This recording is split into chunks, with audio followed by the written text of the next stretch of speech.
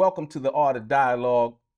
We have a special guest, a very, very special guest by the name of Donald Richardson, the author to the book Behind the Walls with Tupac Shakur, Rikers Island.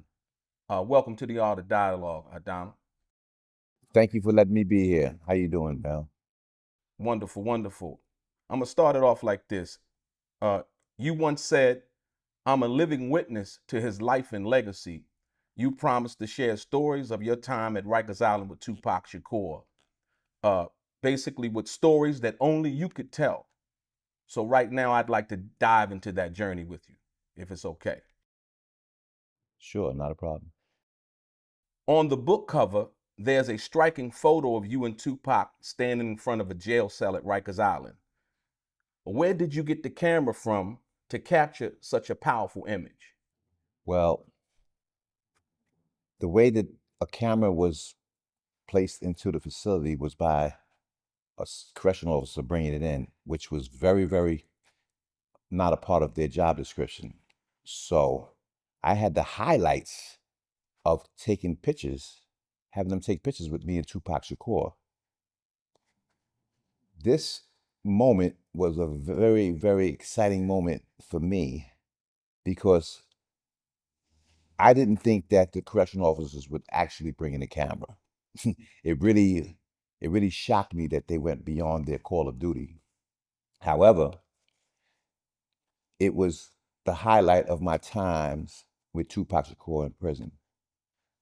So actually, you know what I mean? I had the pictures that were illegally taken in Rikers Island by the correctional officers. And I didn't understand how they would pull it off. It shocked me, Delray, that they would actually do it. So when it was done, I actually had pictures of me and Tupac Shakur with the prison bars behind us. So it made me some type of like closer to Tupac. So that's what I tell the story of how Tupac and I really got these pictures and photos put into this facility. I was amazed. I couldn't believe that it would actually, you know what I'm saying, happen. However, it did. And I have the exclusive photos of me and Tupac Shakur that no one has. And so on the picture is you in that white sweatshirt. There's an actual cloth in the purview behind the bars when you and him are holding hands and actually giving up the middle finger. Um, was that actually his cell, or was that what was that white sheet back there? Is that so people couldn't see him sleep or what? No, no, no. That was actually his shower room, you know? And the pictures like you can see in the book, the shower the shower curtain is there to hide and shield a person taking a shower, right? And the bars are there to protect the person that's supposed to be highly classified, because he was considered high classification at the time. And there was no one to interact with Tupac. That's what the whole thing was. There was no one to interact with him. This right here would protect him from other high classification people that he would have been housed in back here in this area. But as you can see, right, his shower room would be directly beside his cell. His cell would be on the right side. And if he had two other high classification inmates in there, they would have to be locked in when he takes a shower. So it's it kind of protects the the high classification person that's placed in this unit, and it protects the person from having any interaction with any other inmate. So this is why they have this shower curtain and cell bars there to lock him in when he does take his shower. So it's for the protection, sort of protection of everyone. Because as you know, well, as you know, what happened with Tupac, he actually had uh been he's been the judge had mandated him to be in this type of unit because of his celebrity status. And it made me having contact with him illegal. I was never supposed to have any contact with Tupac. Remember, the judge had actually says, no, no one can have interaction with this celebrity because he's mandated to be highly classified. Now, in retrospect, I myself was a high classification inmate, not because I was a celebrity or had the stature of being a celebrity. I was affiliated with gangs inside the jail. And what happened was I was a threat to the population at hand. So they had to separate me and put me in this unit, which is like it's like a solitary confinement, right? But it's for the protection of the inmates. You know what I'm saying? I was very, very into a lot of violence. Um, I was into having the people put my name as somebody getting, say, a stabbed, cut, which was my nature and my reputation at the time because I was on my own. You know what I'm saying? I didn't have any type of, excuse my French, but I didn't have any type of, you know, love for people with celebrity status that had money that came into the prison system because I felt that my reputation was alone a person of interest. So yeah, I really had the highlights of meeting with Tupac in there. But at first, I tell you, Dave, that I didn't really look up to Tupac. I wasn't his fan, right? I wasn't his friend. He was just an ordinary person to me. And that's what got Tupac to really like me for some apparent reason because I wasn't harassing him to be his friend or know about his celebrity status. I didn't really care. I had no type of feelings that he was a person of interest more than I was. So let me ask you this: you went into your gang history. What, if you don't mind me asking, what member or what gang were you with? Was it I, Blood, Crip, Vice Lord? What? yeah, I was a member of the Bloods, and I actually had put myself in a situation where it's that I didn't give a damn. I didn't give a about nobody but what I was, you know, banging for. So, you know, I didn't care.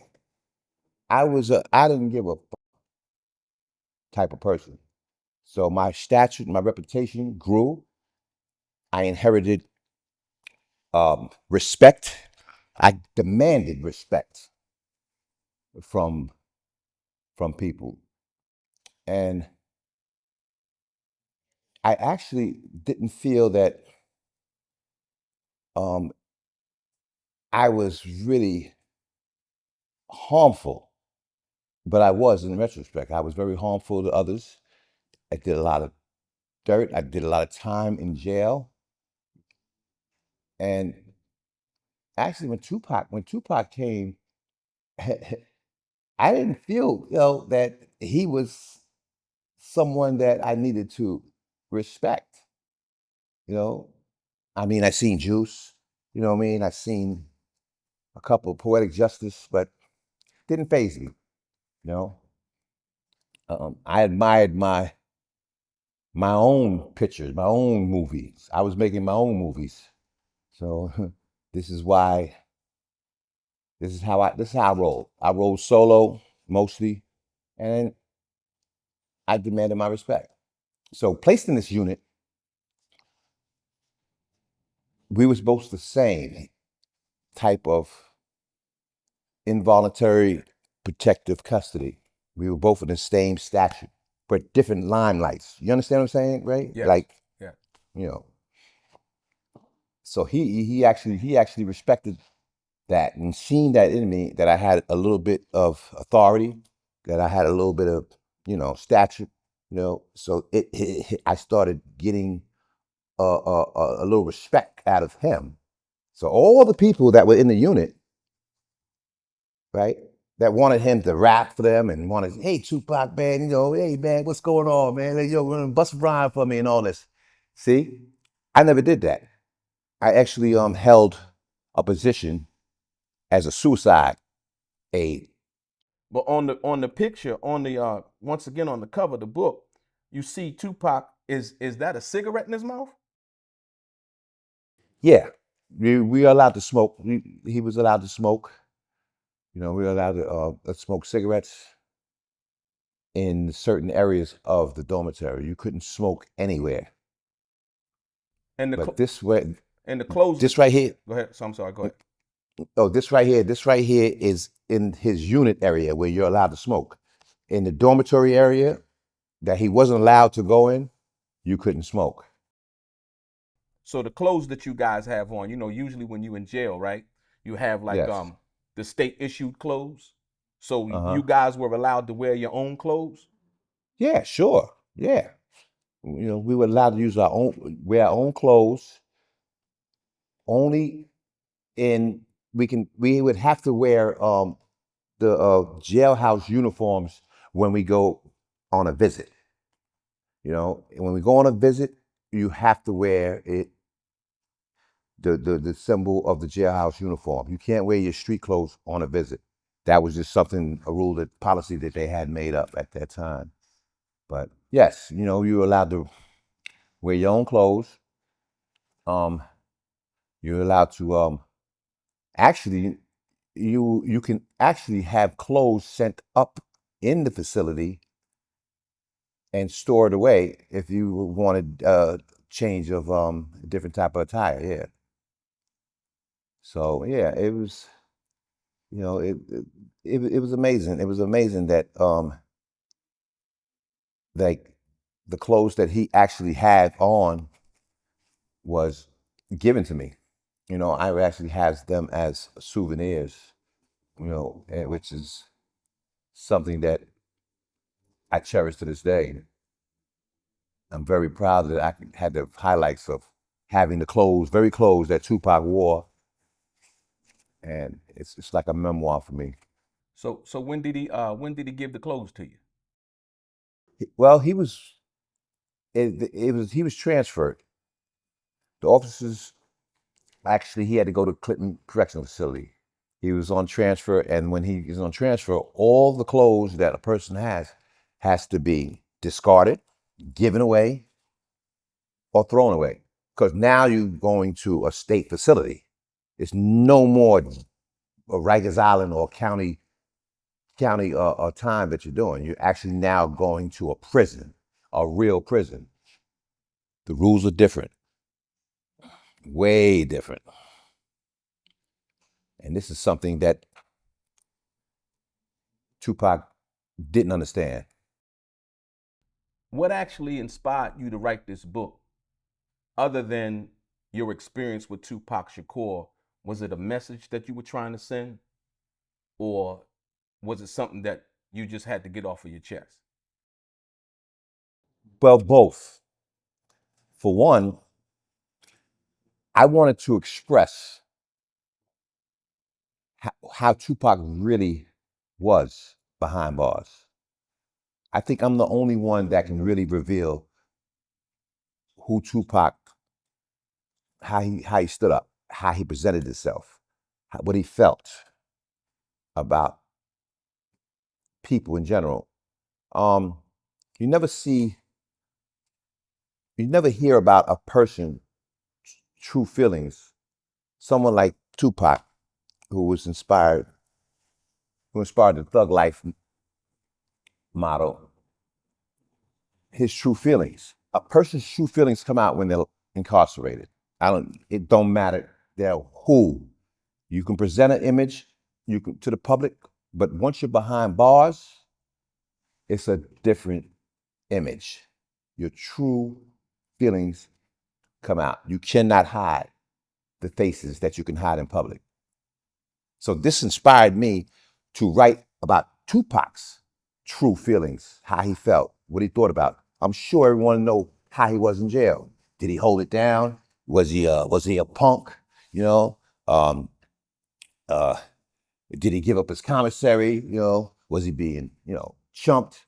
But I'm the only one that can reveal the true story of Tupac in jail, and it's really inspired me to write this book so I can actually tell the public about my experience So, in jail. Yeah. with that being And said, at that particular time, what were you incarcerated for? well, I had got arrested. I've been in jail numerous times in the past, but I got arrested for a gun charge. And that gun charge led me to Rikers Island, and it gave me a year in Rikers Island to actually state. It was county time. It wasn't state time. I was out and about doing my thug shit like everyone else. You know what I'm saying? And I was, repping my sets, and I had to take this year bid for this gun because they would have actually gave me more time upstate. It's a difference when you get arrested for a gun charge, which I did. You can actually get a few years for it.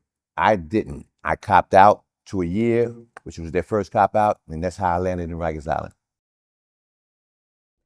Given the nature of Tupac's charges, did you or anyone else at Rikers Island hold any resentment towards him based on the sexual nature of his charge? Well, they have a few inmates that probably they did have resentment because of his charge, his sexual charge. I specifically I had no resentment for his charge because, like I said, I didn't give a damn about anybody's charge unless, like, sexual charge, unless I seen paperwork. So yeah, people do have, there was some inmates who disagreed with his sexual charge, and that's goes without saying. That's the code that people go by inside a prison. Anybody with a sexual charge is not to be respected. You know, and they're supposed to be separated, and they're not supposed to be one of the gang, or you're ousted as you know a person of disinterest. So yeah, there was some inmates who actually had resentment for Tupac because of his charge. But how about They, you? How did you feel? Like I said, you being a member of the blood, and you being in there, you seeing him, you knowing he's a celebrity. Um, did you have any pre knowledge, or were you guys watching television and things of that nature?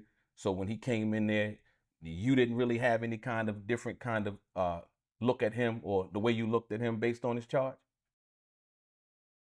I'm gonna be honest with you. I'm gonna be honest with you, Joe. I did at first. I did have a little bit of resentment, right? But not as much as others because I was not a person that would just judge a person. I would give a person the benefit of the doubt to see if this really was true nature, his true nature, and then the charges were attached with paperwork that he really did actually have this sexual charge. Because a lot of people come in jail with sexual charges that's fabricated by the females that they indulge with. So, you know, I gave a person the benefit of the doubt. And that's the way that I had to represent myself to, you know, my position at hand. Tupac actually, you know what I'm saying, did have a couple people that had told me that, he's in here for this and this and that, you know what I mean? And I just disregarded them. I says, well, you never know who has sexual charges. The person that inmate that could be talking to could have a sexual charge. So it's here nor there. But yeah, I did have a little resentment at first. Tupac eventually opened up to you, recognizing the respect you commanded from both the guards and inmates. What do you think he saw in you that made him feel safe? My demeanor, my stance as having authority, having a reputation, people respected me, people looked up to me. He seen that I didn't really pay him as much interest as other inmates. It gave him the inclination that, I was different from his fans, quote unquote. And it gave him some type of it gave him some type of ability to say, damn, I would actually, I'm saying, like to know this person, I'm saying, maybe as a friend, I'm saying, because he definitely is not my fan. He's not a groupie. He's not even talking to me. Like everybody else is coming up to Tupac's cell, you know, uh, you know, quote unquote, I'm saying, on his I wasn't, you know. That gave him the inclination that, man, this guy, man, I think that, man, I would just like to be, friends with this guy. This is what he projected himself at. I seen it, and if that's what you got to do, you know what I'm saying, that's what I had to do. I had to show people that I didn't give a damn about it. I didn't give a, you know what I'm saying, I mean, you know, and this inclined him to actually say, man, this guy's got respect in here. The COs respect him. Um, Nobody fucks with him. He looks like a little mean machine, He's thugged out too, But he really was seeing more thug in me than his portrayal of thug life that he was portraying in the streets. So I was a real thug. I really had it in me. I put a lot of work in. You know, um, I demanded mine. So maybe he said to himself, maybe I'm not a thug like this. I want to learn how to be. See, he was actually learning from me of how I presented myself, of what a thug actually considered to be. You know what I mean? I was really that. I was really that dude. You know. So this inspired him to wanting to get close to me, wanting to talk to me, and it took a while. So It took a while. you also had a position in the jail in Rikers Island, that you had a job, and you said in the book he also recognized that you had a job and a responsibility in dealing with the other inmates that the prison, and you were getting paid to do that job. Was that another reason that he was kind of drawn towards you based on your freedom and your ability to roam and move around doing your job? Yeah, most definitely. See, this was his way of of of getting close to someone who can actually make something happen for him. This is someone that maybe can hold him down, uh, someone that can pull some strings for him. Yes, he's seen. that I had a little juice. He seen that I had power that he didn't have. So this inclined him to actually, feel safe. You know what I mean? And feel that maybe I ain't got to worry about the other guys. You know what I'm saying, you know what I mean? As long as I have Don to hold me down, you know. So this is what he was working on behind, you know, his his his way of trying to put his way, the way of trying to tell himself that I would like to be feeling, a little at ease around him. So yeah, he wanted to get close to me. He wanted me to open up to him, and he felt that he wanted to open up to me, I guess, and he felt safe. He felt that kind of connection would be something that he would pursue, because I didn't pursue him. So it made him feel like, man, this dude's got a job. He's a suicide aide. He holds it down. He looks out for people. And that's what I did. I had to watch that people don't, you know, my job consisted of not have nobody hurting themselves. Nobody hangs themselves. Nobody, you know, injures themselves. Yeah, he felt at ease that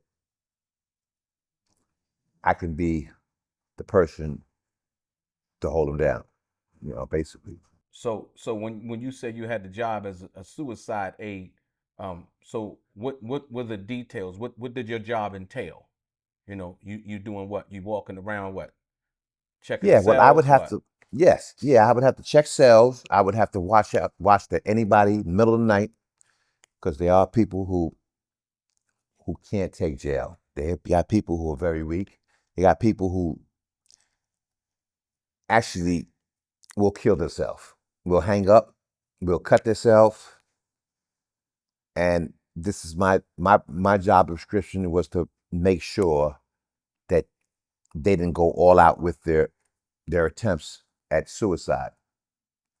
My title was a suicide aide.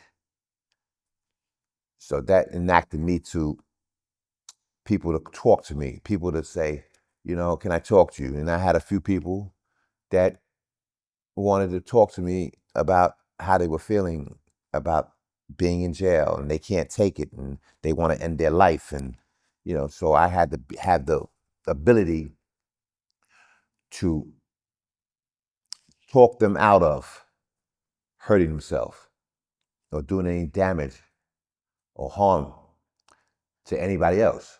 Yes, that was my job description, and it made my it made my it made my reputation in there that much higher, because people looked up to me, and it went on and on. And Tupac seen this. He's seen it. He's seen that, and that really inspired him to reach out to me, to feel safe enough to confide in me and tell his story of the things that he wanted to share. Because people really look for someone in jail to share with, to express their truest feelings, to expose things that they don't expose to people in public. Yep. So I had that type of respect. In the book, you wrote that during his isolation, Tupac began to truly understand who he was and what he was facing. Can you elaborate on that transformation? Yeah, because I actually got into Tupac's mindset of how he felt. Like, like he, it came a time that he wanted to actually not be a part of his what his heritage was involved in. You know, as we know, his family was affiliated, and he didn't want to be a part of that. He didn't want to be. He wanted to show who he truly was, and this is when he started to understand that that was not his intention, to follow in the footsteps of his family being involved with the Black Panther Party. He didn't want to be a revolutionary like them. His intention was not to, when he expressed to me that he wanted to be Tupac, right? And what that meant to him, it meant that he wanted to be his own way and do his own thing, and he didn't want to be pressured about setting any type of stage to the world that to be a revolutionary. People didn't understand him. I did. After a while, it gave to the point where is that he actually put himself in a position that I seen to let me know how he truly felt about that. And that's something that no one knows about Tupac, or no one could understand about Tupac. I really had got a little bit more into what he really wanted to be. And it wasn't a revolutionary. You know, thug life was something that he really had to find out what it really meant. So he was at a war with himself. I seen the war within himself as he tried to put himself in wanting to know who he really was. Yeah, he really got into himself, knowing that I would listen to him. So it was a challenge. It was a challenge. It was a challenge for him, and it was a challenge for him to be able to put away his thug life image. And I really felt that this is something that he needed. He needed to share with me something he never shared with the public before, because it was two different types of people, So the thug what you're life saying, and so jail life. Yeah. what you're basically saying is he was in a crossroads between the revolutionary side of what his parents had brought him up to be, and the thug life and being in jail, and something that he represented publicly to his fans. Yes, yes. Like I said, he was at war with himself. But he started getting in touch with his true feelings, his true emotions in there, like most people do. I had to learn that myself. I had to find out who I was. And when I was in the streets, when I was running with the gangs in the streets, you know what I'm saying, starting off, it's a different image. It was a different image that you project to society, and the image that when you're incarcerated behind the walls, you have your truest emotions and feelings come out. And that's what Tupac was warring against. You know what I mean? Whether he should follow through with his family's reputation as being a revolutionary, or his feeling of being who he was and not being a part of that. You know, would it affect him? Would it affect his family? Would his family give up on him? You know what I'm saying? Would he disappoint them? This is what Tupac was warning against. And I seen it. I seen it with my own true eyes. And I felt it. I really felt Tupac's demeanor.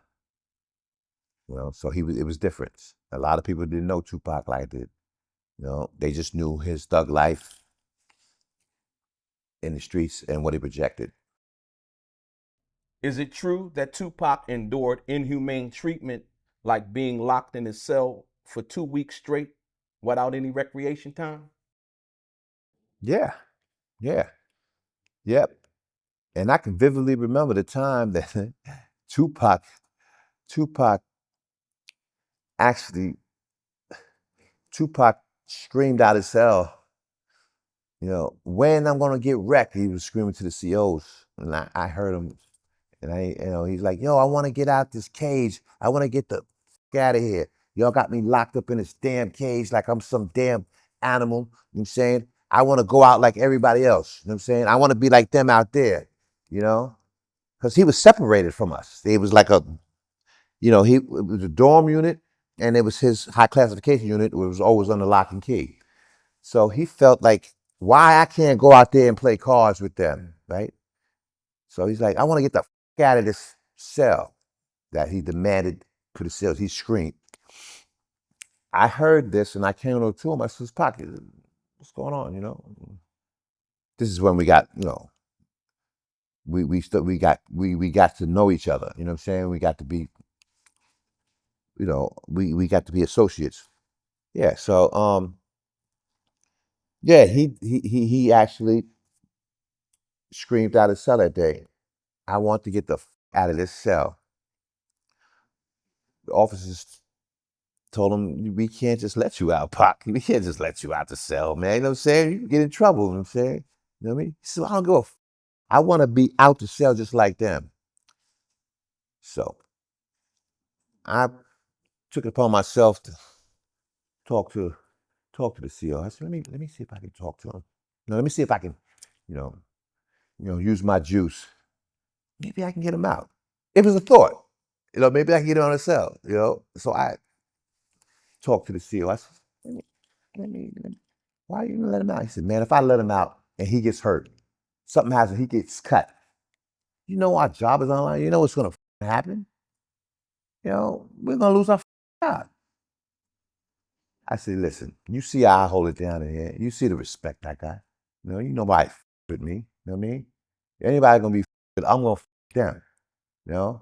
So he says, yeah, you do. You got the respect for us. But man, letting him out, man, he said, let me think about it. You know what I mean? I said, all right. So this is when the idea I put into the correctional officers, you know what I mean, to let me use my juice. You know what I'm saying? Let me see if I can get you out. So, I did. I went to Park and I told him, I said, man, listen, let me work on something. Let me see if I can get you out of this. You can. He couldn't believe that I could do it, but then he did believe that I could probably do it because of my reputation and my status in there, you know what I'm saying? So he said, come on, player, man, try to get me out. So I worked on it with them. And you know, he trusted he trusted me that I could make it happen. You know what I mean? And I trusted in myself that I could make it happen. So yeah. Well, took a couple days. But I actually had one of the officers come to me a couple days later and said, hey yo man, I was thinking about what you said to me, and I would like to let him out. But man, if I do, will you make sure nothing happened to him? I said, come on, man. That's not even a problem. He said, come on, man. I mean, like, all right, you know, I, I'll I'll do it. But if I do it, man, I'm saying, you know, you got to ask Tupac to do me a favor. I said, ask Tupac to do you a favor. Now what's this got to do with you? And he said, Dell, he says, I want some pictures. I want some pictures for my daughter. They know I'm in here with Tupac. I said, Pip, how the fuck we gonna do that?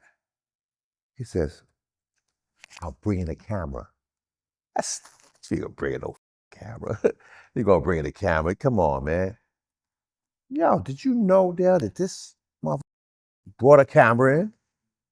I mean, I said, oh, he said, so won't get into that, but not right now. But, you know, yes, that was the play, to bring in the camera. You know what I'm saying? So basically, what you saying, it was favor for a favor. Yeah, yeah, yeah. So they see how you work with each other, you know what I'm saying? So, you know, So now, with that being said, understanding that, so when Tupac got out of his cell, how did they work around the other guards and the other hierarchy in the prison? Let's say the captains and the sergeants and all of that, so that this one guard wouldn't get in trouble. How did they navigate that? well, the officers knew that at certain times the captain comes around. Tupac couldn't be out when a captain came around because that would jeopardize their job. Looking out for the captain was their main objective, to make sure that when he is let out, it's timing. Captain comes around at 1:30. I'm saying, to do his little check-in. Tupac cannot be coming out at that time. So it was worked out whereas that if they let Tupac out, it can't be at certain times. All right. Explaining it to Tupac, it was the same thing. Explaining it to Tupac, it was like, Tupac, you have to run. If they let you out, you have to run back to your cell. They gave him tests. Let's see how fast you can run back to your cell. If a captain does come around, let's see if you can get to your cell quick. Do you know Tupac, they gave him the test of running around the dorm? Tupac ran around that dorm in so less of time because he wanted to come out so bad, right? To run to his cell just in case the captain came. And they seen how quick he was. He was very fast. Tupac was fast. I ain't gonna lie, man. He amazed me sometimes. So they put him on a test run. Go run around the dorm. He ran around the dorm, went back in the cell, and sat on his bed like that. I said, all right. They said, all right, so now we can see that Tupac is on the same page with us, so we don't jeopardize our job. You know what I mean? And we know that Don is gonna hold him down. So, okay, and then I can get these pictures for my daughter. I see, one hand wash the other, you know what I mean? And two hands wash the face. So it worked out, you know what I mean? Whereas that, everybody's on the same page.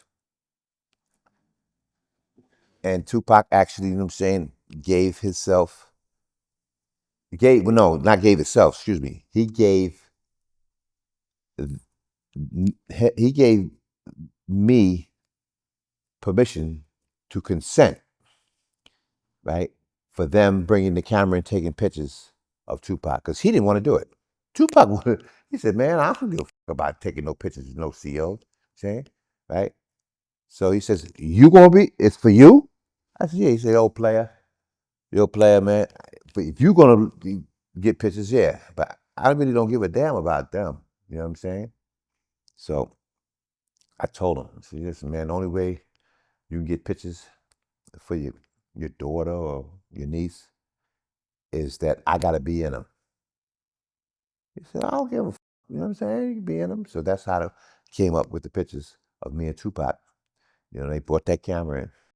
So you said that there was a cue or a situation where when the captain would come to the dorm, that the other CO who was watching and that was actually in the dorm would basically give you guys a sign that Tupac had to run back to his cell. Can you give me a specific incident where that happened and what went on and how would that take place?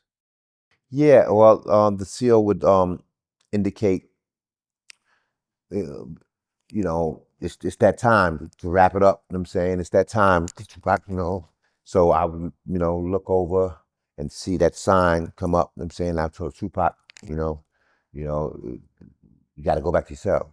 So, yeah, it was a time specifically when They did that, and Tupac bolted back to his cell with the quickness, and the captain came by and seen Tupac in his cell, and everything was normal because he has to check on him to see if he's still, you know, not interacting with any inmates.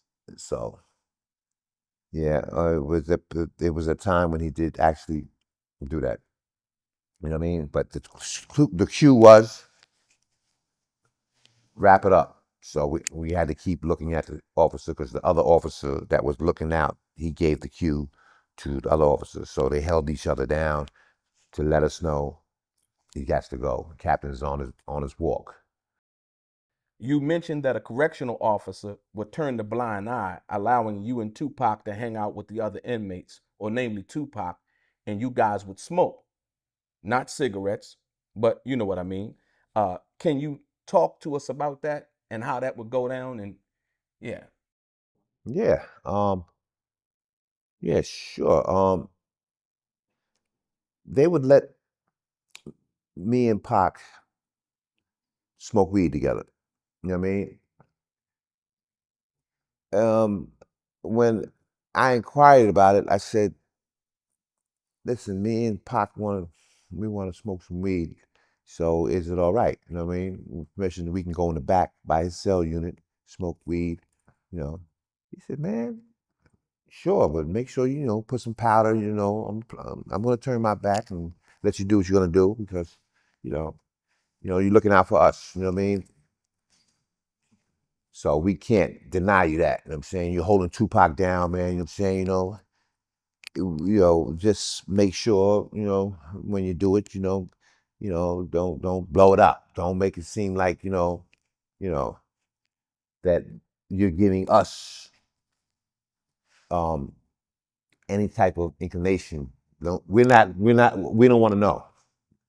We don't want to know what's going on. Do what you gotta do, you know, and that's it. I ain't got no problem with that, Just don't blow it up. Don't make it look obvious. So yeah, there was times when he would let they would let me and Tupac go there and smoke weed. So I would get it because Tupac didn't have access to getting it. I would get it myself. So yeah, we would go back there. We would blow it down, and the officers actually didn't give a about it. And so it was something to look forward to. Me and Tupac going back there and blowing it down and saying before we go out to I get him out the cell. So they didn't they turned their back. You know what I mean? They gave me that type of respect. was that a common thing at Rikers Island where not only just you guys but other inmates that it was like contraband in the prison like that? Of course, man. It was. Let me tell you something. There was more contraband. There was more drugs.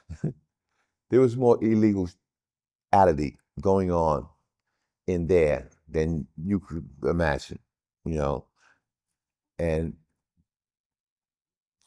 we weren't the only ones. You know what I'm saying? I mean, like, yeah, you had to do drugs, shanks, um, any type of illegal thing that goes down. A lot of it had to do with correctional officers being involved.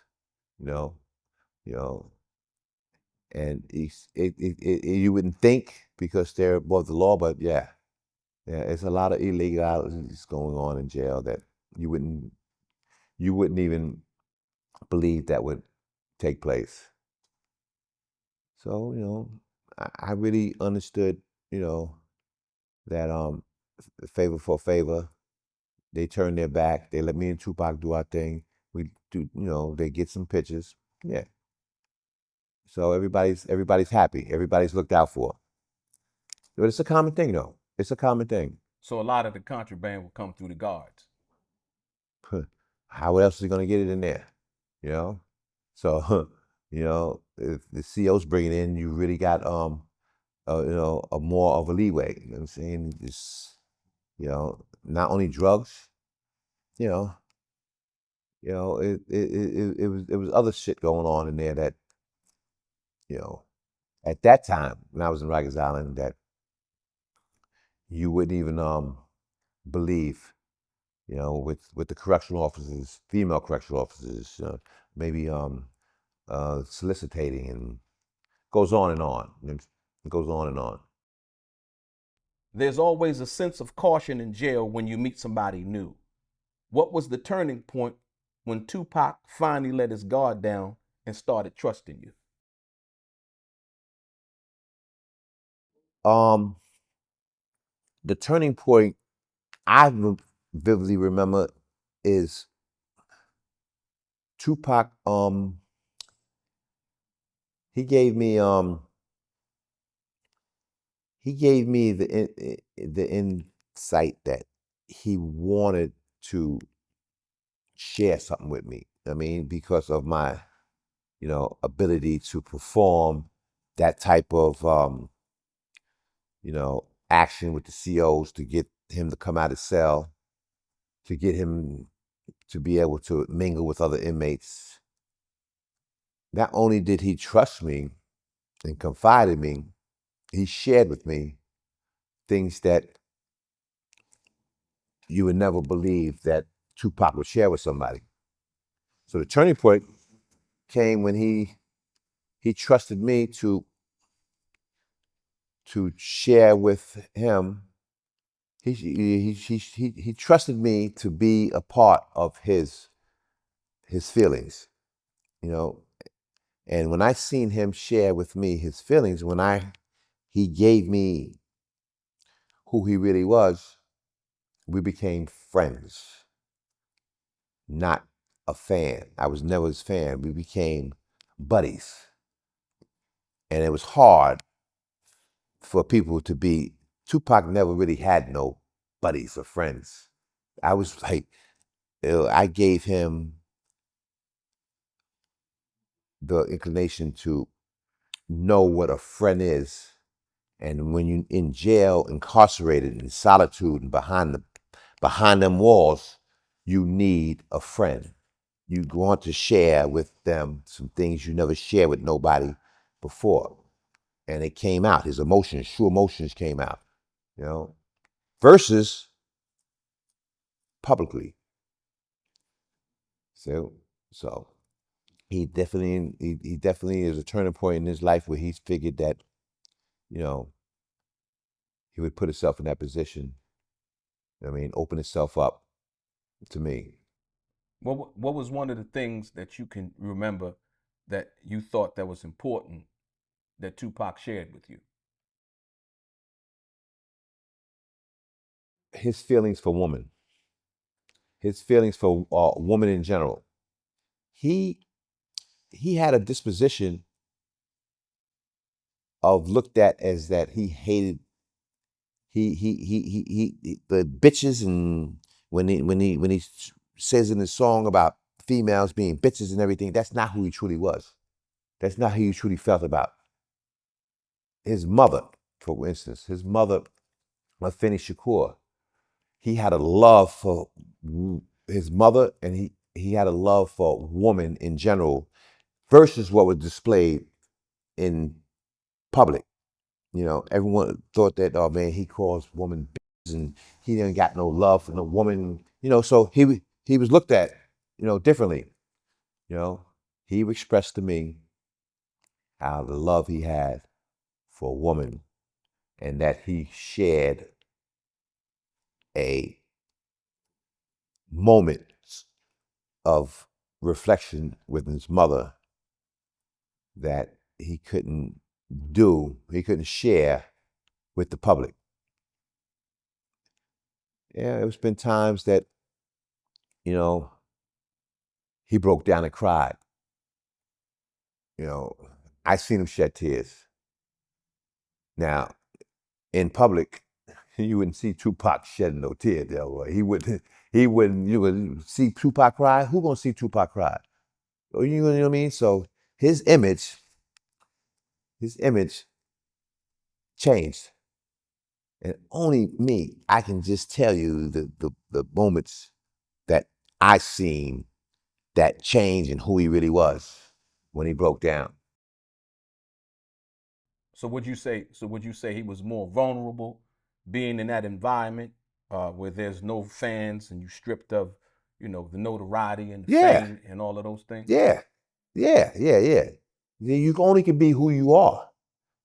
You can't hide who you really are in jail behind the walls. You know, because you can't. No one's really giving a. No one's looking at you. You know what I mean? Tupac. Nobody give a right about. All right, there's Tupac. Well, some people do, but most people in jail, you just like me. My name is Don. You know what I mean? Or his name is Larry. You know what I mean? Or everyone inside of prison is the same. You know, you're not no celebrity no more. You're the inmate next door. You're the guy who's going to chow. You know what I mean? You're the guy who I'm saying who, you know, is just an ordinary Joe. So fame and celebrity status, and people don't give a fuck about that shit in prison.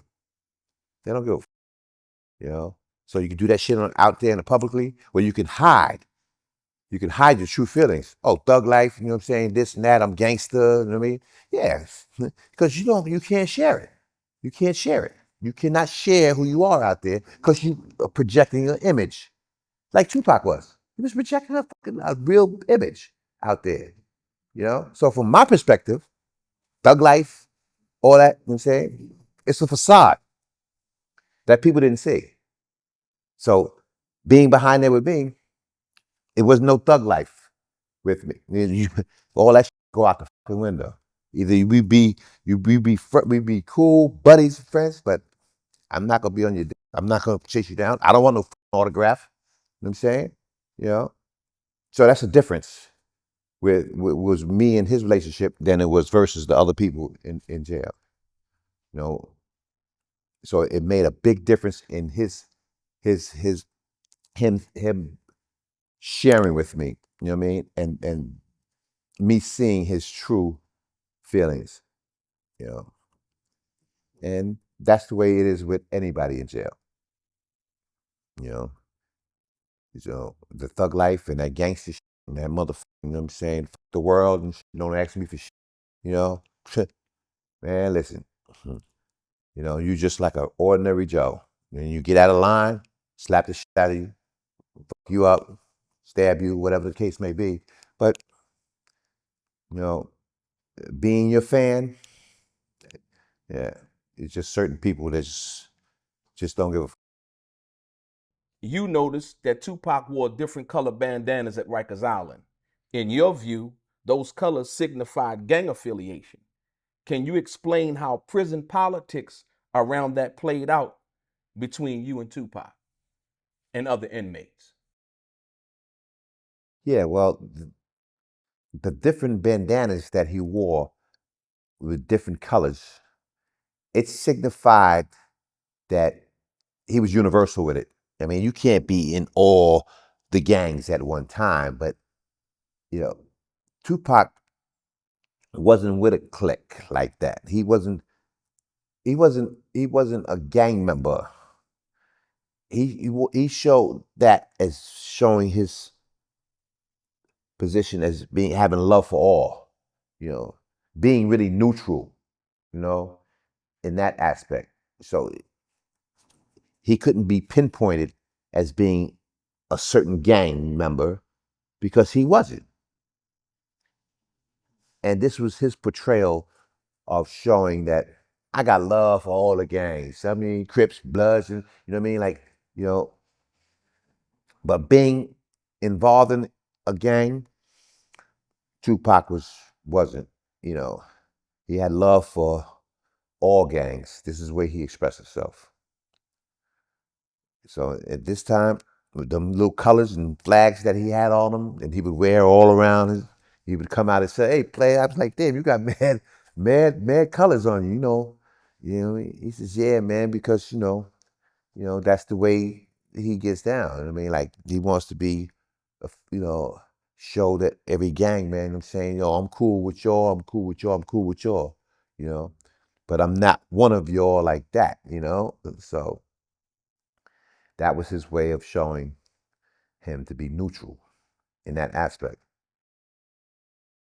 So did you ever talk to Tupac about his gang affiliation or in being involved, with a gang or try to convince him to join the gang, your gang?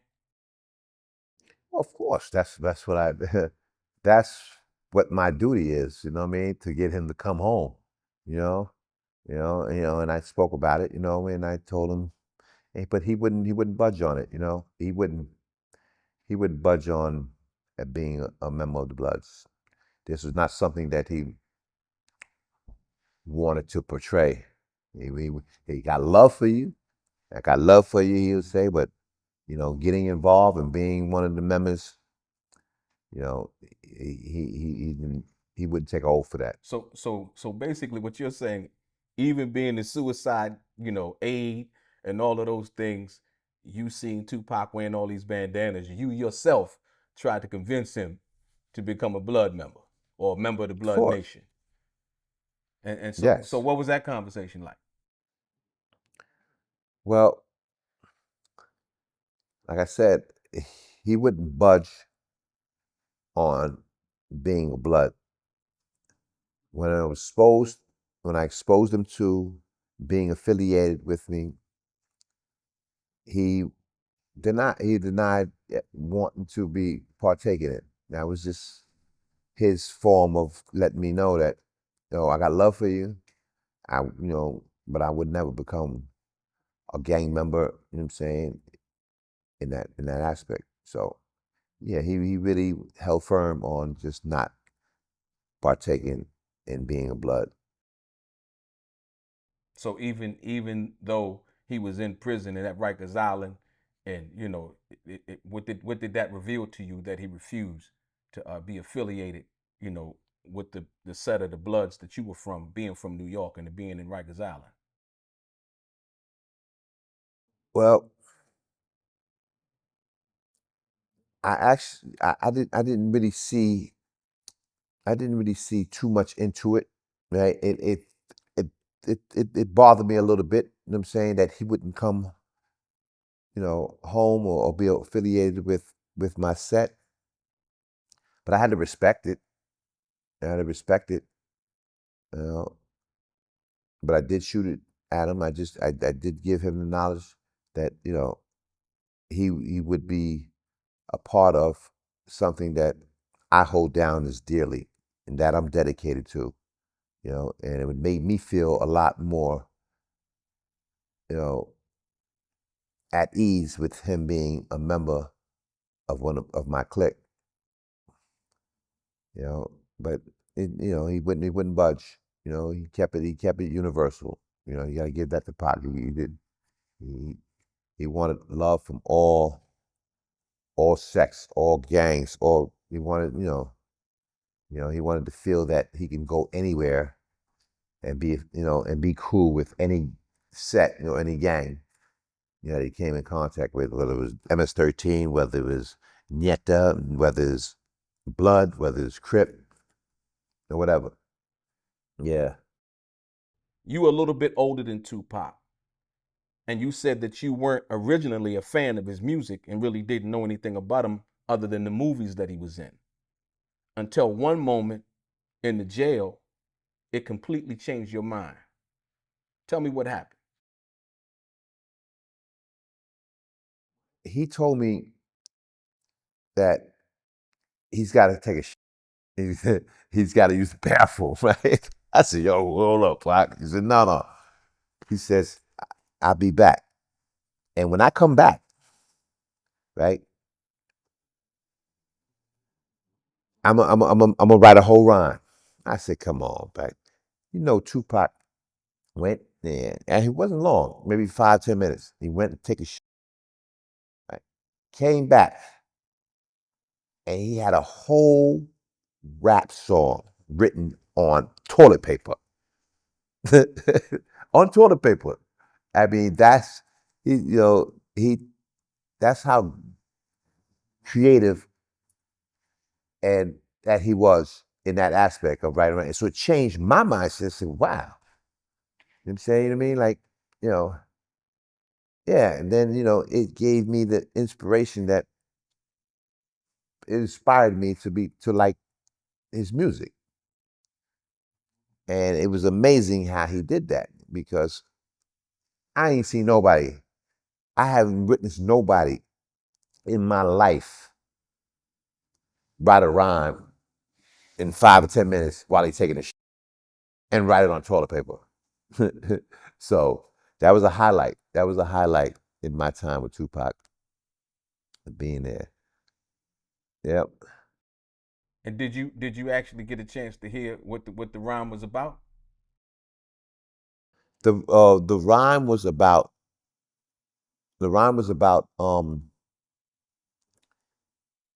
woman. If I remember, the rhyme was about his love for woman, and, you know, his mother, you know, and yeah, it truly shocked me the way he placed it. You know what I mean? That rap song, you know, so it made me feel that his music is you know, is worth something. It's inspiring. You know, I'll listen to his shit now. You know, So so was that it was my change so was turning point. so was it more on a hardcore level, or you know, about what? Just women growing up, poverty. Yeah, it was to me it was more sentimental. You know, it showed the sentimental side of him. You know, for woman. You know, so that inspired me to listen to his music or had a love for how he was so creative in that aspect. So it wasn't about like gangster stuff, or the gangster rap that we Right. would later come to know him for. It wasn't about nothing like that. No, no. So it changed my perspective of how well versed he is. You know what I mean? And how his, you know, a side of him would change to from hardcore to, you know, what they would call softcore, if you per se. You know, so it really gave me, inspired me to listen to his music from now on, And which what is something I never did. and what would you say even today? What is your favorite Tupac song? Well, Del, I have to say my favorite Tupac song is "Dear Mama." Okay, Dear Mama. That's a lot of people's favorite song by Tupac. You describe Tupac as having the hunger of a wolf, but also having a gentle, loving spirit that he couldn't hide. From your experience, how did those two sides show themselves with him being at Rikers Island? Well, they showed themselves in the matter of, to me personally, it showed who he truly was. It showed Tupac's true image. It shows that central, sentimental part of him that he did not share to the public. So him trying to the thug life and this sentimental part, I'm saying, I mean, of being like, you know, like a lamb, I would say a lamb, you know, or you know, it gave me the insight of Tupac's true demeanor and nature. I respected that. I gotta put it there. I respected that. He could not really portray his thug life image like he wanted to or continue in jail as he did in the public.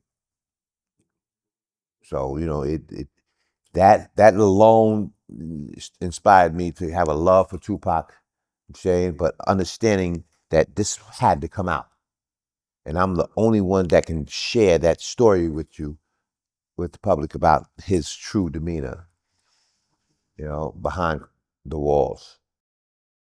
You said in the book that you witnessed Tupac's cry, not just for himself, but for the struggles of black men. Can you share one of those emotional moments where you seen Tupac cry, not for just himself, but for the struggle of black men in America? Yeah, yeah, I can truly remember the time that he wept. He was, I heard him like kind of weeping because I always had to check on everybody, and you know, I I said, man, is that Tupac crying? Right? He was sobbing. He had his head, what I mean, you know, in his legs, and he was, and I said, I said, Pop, and it startled him. You know what I'm saying? I said, you all right? He said, yeah, yeah, yeah, player, I'm all right. You know what I mean? Because I caught him weeping and crying. I seen that sentimental moment that no one don't see. He says, yeah. I said, so what's going on? You know what I mean? You need to talk to me, you know what I'm saying? You need to share something. I mean, like, come on, I'm here, man. I said, no, I'm just going through, things about, you know, the struggles that people are having, you know, the youth, people my age, he wanted to really express more about how he felt that the youth today, and, you know, how they follow in his footsteps. And he didn't really want that. You know what I mean? He didn't want them to follow in the footsteps of him with this thug life image. You know, he wanted to bring about something that would make a difference, to the youths of today, and yesterday. And yeah, he was weeping about his mother's situation, you know, and what's really going on out there, and people following him, Tupac per se, which affected him, and it made him think of different things to expose, and a different way of showing these youths that it's not cool to follow in his footsteps. It's not cool to be a thug. Life is, you know, it's don't follow my footsteps. You know what I'm saying? Just learn from my experience. You know what I mean? Let me be an example of,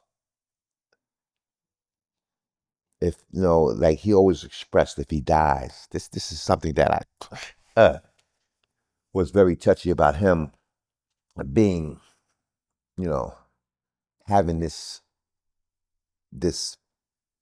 insight that he was going to die before his time, and he didn't want people, the youth today, following his footsteps, because it's not the way to live. Thug life is not, when he wanted to share his feelings about this in a different insight. So do you think from seeing him cry in that moment, did you share anything? What was your conversation with him in regards to seeing him, talk about how he didn't want the youth to follow behind him, his mother's situation, I'm sure being incarcerated and all of those things. What was your advice to Tupac, being an older statesman who had years, that you've done years in the penitentiary, what was your advice to him?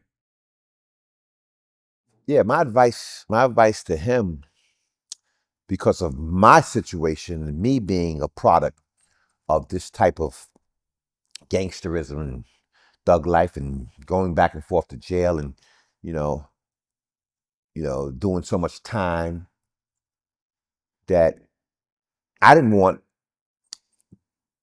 the youth to be follow my. I didn't want youth to follow in my footsteps. I didn't want youth to be like me, you know. So it gave me. I gave him the inclination that I'm just as bad. You know what I'm saying? I mean, because I represent that type of life for real. I really don't want the youth to. I want to give them a message But you know what I mean? I want to give them a message that, you know, thug life, gangsterism, and going back and forth to jail, and reputations and gangs life is not the way. And it saddened me to be able to be living that type of lifestyle that I was living. You know, I didn't want them to be in my footsteps, because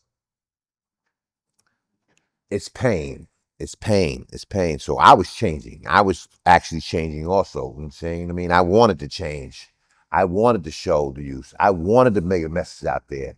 He also did too. So I reflected, you know what I mean, on my lifestyle, you know, and I told him that, you know, I'm just like you know what I'm saying? I mean, so the messages were both of us were actually, you know, had the same type of inspiration, you know what I mean, about youth and people following our footsteps. And he had a bigger inspiration, I'm saying, because he was popular. He was a celebrity.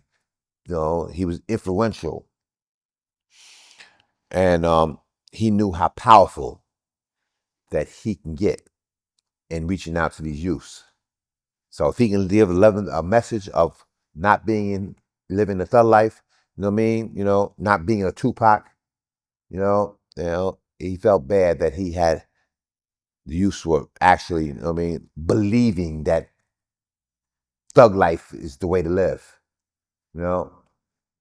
So it really made him want to give back to these youths the real message of not being a thug life, not being gangster, not being tough, you know what I'm saying? So in all of your years of going back and forth to prison, how much time have you actually served in the penitentiary? And name some of the prisons that you had served time in, other than Rikers Island when you met Tupac. Well, I did about 23 or 24 years altogether. I've been to prisons like Sing Sing, Comstock, Elmira, Caxsackie, Greenhaven, Auburn, Sullivan,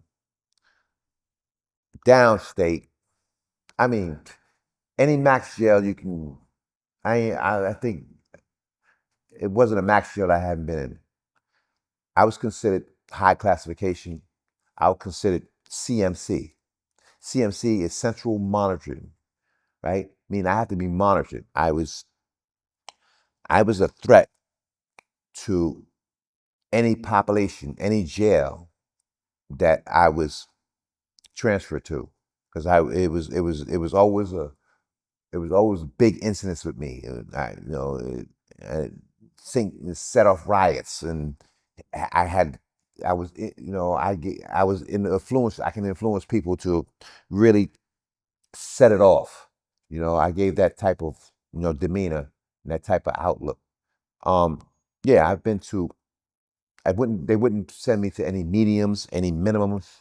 I was barred from any. I was escape risk. I actually escaped out of prison before, and that just made my reputation that much higher. You know, so I was considered a danger. You know what I mean, to anybody I came in contact with, especially being gang affiliated too. So CMC status is like I only can go to maximum security jails. You mentioned that you and Tupac sometimes convince female guards to show affection, meaning do sexual things. Can you tell us more about that dynamic and how would that take place? Yeah, the correctional officers, the female staff, they actually did consent with me and Tupac as having a sexual favor, whether to be on a visit or in the visiting room. And we had female correctional officers that actually had sex with in this manner. And I witnessed Tupac, while I looked up for him, while he had sex with, I'll say, a female staff. And that alone was something that was never shared, right? Or no one knew about in Rikers Island with him.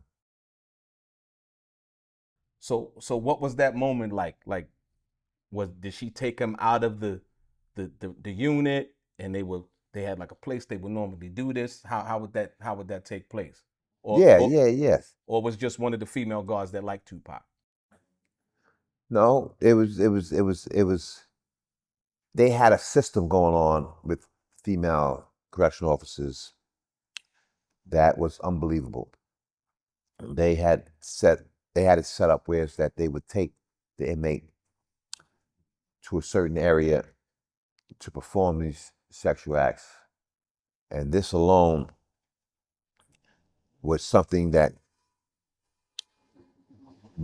it was powerful on their end because they actually conducted this with their own type of setup, for the inmates, you know. So this happened quite a few times with me per se, and Tupac had also had himself involved with this type of sexual, you know, enhancement, this exchange with female correctional officers. At Rikers Island. So now, Yes. so was it like a certain status of an inmate, like somebody like Tupac being a celebrity, or was it like would it be like drug dealers who had money who could, or was it Well, just yeah, both. Both. I mean, Tupac's fame and celebrity status alone would get him a sexual favor from a correctional officer in a heartbeat. You know, drugs did play a part with some people, inmates that had, that type of clout to exchange sexual favors with the female staff. Yeah, so both, and Tupac alone, saying, just being around Tupac, it's gonna get, he's gonna get a person to female staff to want to have sex with him, you know, off the top of the head. You know what I'm saying? On demand. It's like not even something that you have to brainstorm about. so you And Tupac get. so you basically saying even in jail he was that charismatic that women were attracted, even the female guards, when they see him they were attracted to him. Yeah, yeah, Right. yeah, yeah. Not only were they attracted to him, you know what I'm saying, you know, um, it would give them something to something to hold of value, I guess, like, yo, man, I actually Tupac, man, you know what I'm saying? Like, telling their friends, you know what I'm saying? I mean, you ain't had no sex. Yes, I did. So yeah, it was something that they can exploit and something that they can brag about. Yeah, they got bragging rights now. Would anybody believe it? Of course. He was in there with her. Why wouldn't you believe it? You know? You said that you had Tupac's back while he was at Rikers Island, and that you were always ready for anything. That violence was your profession at the time. What exactly did you mean by that? What I meant by that is that I lived that life for real. Had a violent nature. I had ill temper. I didn't give a about nothing. Um, I had his back because I can have his back. I had that type of stature. putting in work, being the person who I was, it actually made a difference. And I was ready for anything. Yeah. Tupac would display that he was ready for anything. I ain't saying he was soft, you know what I mean? And he was no punk, you know? It's just that being tough and knowing how to fight, knowing how to really not project the image, but be the image, that's who I was. So it made a big difference in me being there to have his back. Because I can truly say that I wouldn't let nobody do nothing to nobody because I had the power, I had the structure, I had the experience, you know, to be able to hold them down. I don't think a lot of people understand what you mean when you say that, because you know sometimes physical force has to be shown, and you know basically a person showing you that they ain't playing. Could you give an example of what you mean by, you know, uh, violence? Basically, was your profession at the time, you know, in dealing with prison, whether it was in Sing Sing or any other prison that you had been to prior to meeting up with Tupac, that could give you the insight on what you needed to do and how you were to be respected. Yeah, yeah. Well, I I was well experienced in violence. Like I said, I lived that life. I've been to various battles. I've been in various riots. Um, I actually built up my reputation of being real with doing damage, not playing no games with nobody. And this alone made me the person who I came out to be, versus a person that talks about it, versus a person that thinks about it or tries to be like something else. A lot of people wanted to be like me, but they didn't have the experience. They haven't been in the field. They haven't been in the battles. They haven't been around the violence. They haven't fought correctional officers. They haven't went up against the prison authorities like I have. You know, so that was the difference. And when I say I had his back, right, and that nothing would get in my way of creating, you know, my persona versus his persona, I can truly say that I was very much needed in his life to see the difference between real thug life, real gangsterism. I wouldn't say I was a gangster, but I ain't take no shit. And that's one thing that you have to, I didn't project the image, I was the image, you know. So this brought our relationship up to the point where it's that he respected me. I demanded my respect from all the time that I did with a lot of people. You know what I mean? A lot of people in prison who you would probably never see again. People with 50, 100 years that got nothing to lose. You know, I was that person that would let them know I ain't got nothing to lose. And if you want a beef, you want a problem, I'm coming bringing it to you. You know what I mean? I'm just not even going to talk about it. I'm not going to tell my boy, yo, man, I'm going to do something to him. You know what I mean? I'm just going to do it.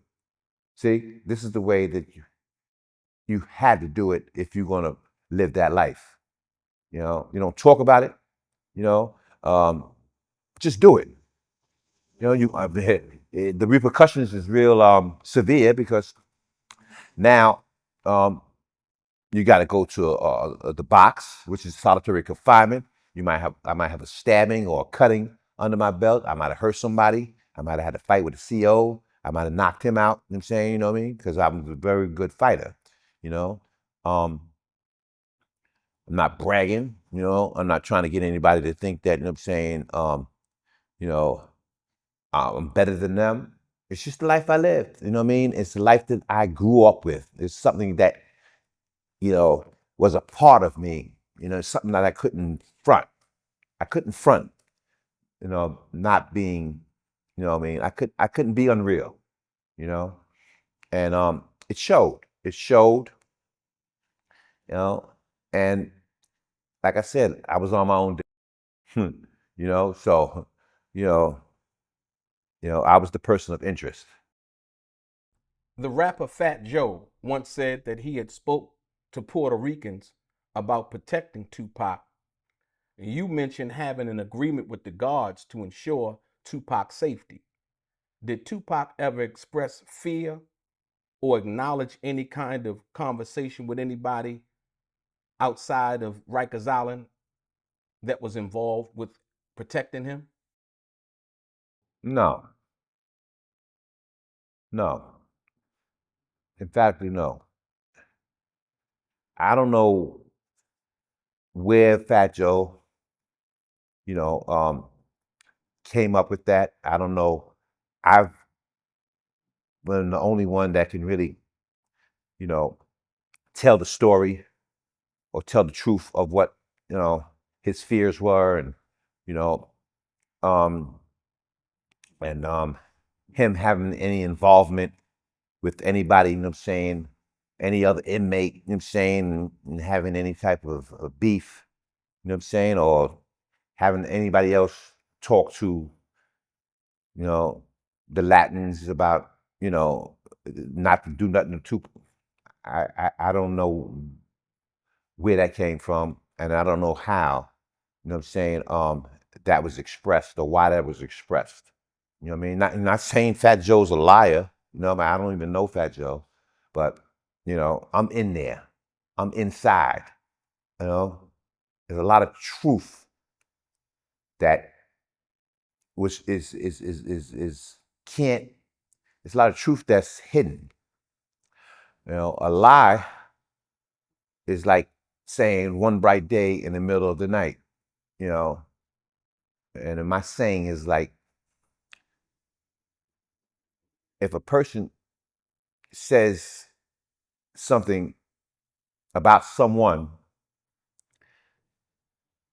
just to say it, to get any type of a recognition or respect, and I know, you know what I mean. The truth is going to reveal itself. I just give my point of view, my memoirs with Tupac, and what truly happened, and him, Fat Joe, having any type of say so on Tupac's safety and making sure nothing happens to him, and talking to the Latins and about, you know, I don't know where that came from. I don't know, see how it could have came about. There's nothing there that can, you know, be any truth to that. You know what I'm saying? You know what I mean? You know, I don't know. You know? That's the reason. Well, that's the reason why I asked you, because, like I said, once again, um, you had a relationship, with the guards, and you were entrusted to basically, look after Tupac, being the suicide aid and all of those other things. I knew you had a front row seat to what that was. That was the reason why I posed that question to you. And so you would know what Tupac's safety situation was like, because you were right there. And if he needed anything, I think he probably, like, in coming out of his cell and doing all the other things that you helped facilitate, I think that you would know that. Yes, yeah. I was I was designated to be his jailhouse bodyguard. Nothing came past me. Nothing. Everything came through me. right? Tupac's safety was my position. I don't have to lie. I don't have to make up a story. I'm going to tell you my firsthand experience of being with Tupac in jail. The guards entrusted me. They knew that I had the ability to make sure that his safety, you know what I'm saying, was in my hands. There's no one else was entrusted with that type of power. I wasn't contracted to be his bodyguard, street bodyguard. I was entrusted by word of mouth with the correctional officers because that's all we got. They can't do a contract with me in jail. I can't get paid no type of money that to be his bodyguard with contract. It was a verbal agreement, you know, with the guards at that time, and nobody can say that anything otherwise about Tupac in jail but me. So, like I said, there's no validity. There's no way that Tupac needed any type of protection from someone outside, you know what I'm saying, about the Latin inside of giving say so to do nothing to him, because he didn't have any beef with no Latins. And no Latins was, you know,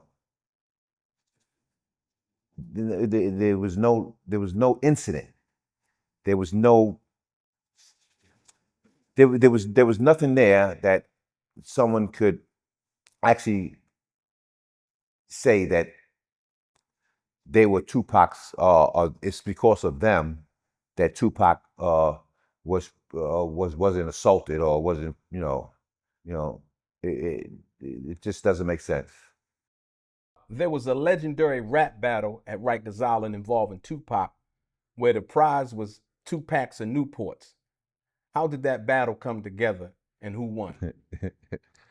Listen, at that time, everyone thought that they can, well, the people that, did rap a little bit, and the inmates, and they felt that they can battle Tupac. So, I created this little pot for a couple of packs that whoever can beat Tupac, you know what I'm saying, or can out battle him, they'll win 2 packs. So it was agreed upon. So it was a couple of inmates who would shoot their little lyrics at Tupac, and I just waited because I already knew, you know what I'm saying, and they couldn't fuck with Tupac lyrically. You know what I mean? But hey, man, it was something to remember, of that scene when they really tried, you know what I'm saying, to battle Tupac. When Tupac had responded with his lyrics, he blew him out the water. He blew him out the water so, man, it was like, come on, man. You know what I mean? Like, take notes, do your homework, go back to your lab, and because you can't fuck with Pac. So Pac won the battle. He got his little couple packs of cigarettes, and he was happy. And they want another shot at it or whatever. But it was over before it started. So that was like a highlight, with Tupac, and with the people that were battling him. Yeah, that really was a scene to remember. Wow, I can remember like it was yesterday.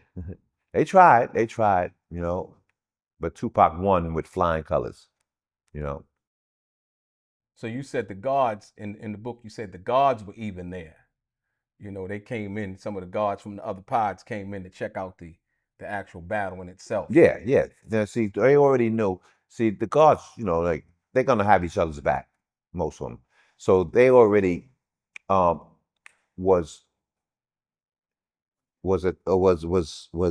a part of Tupac being there and being affiliated with the guards that already had orchestrated Tupac to be able to, be let loose a little bit out of cell, and yeah, they were there, and they came and they witnessed.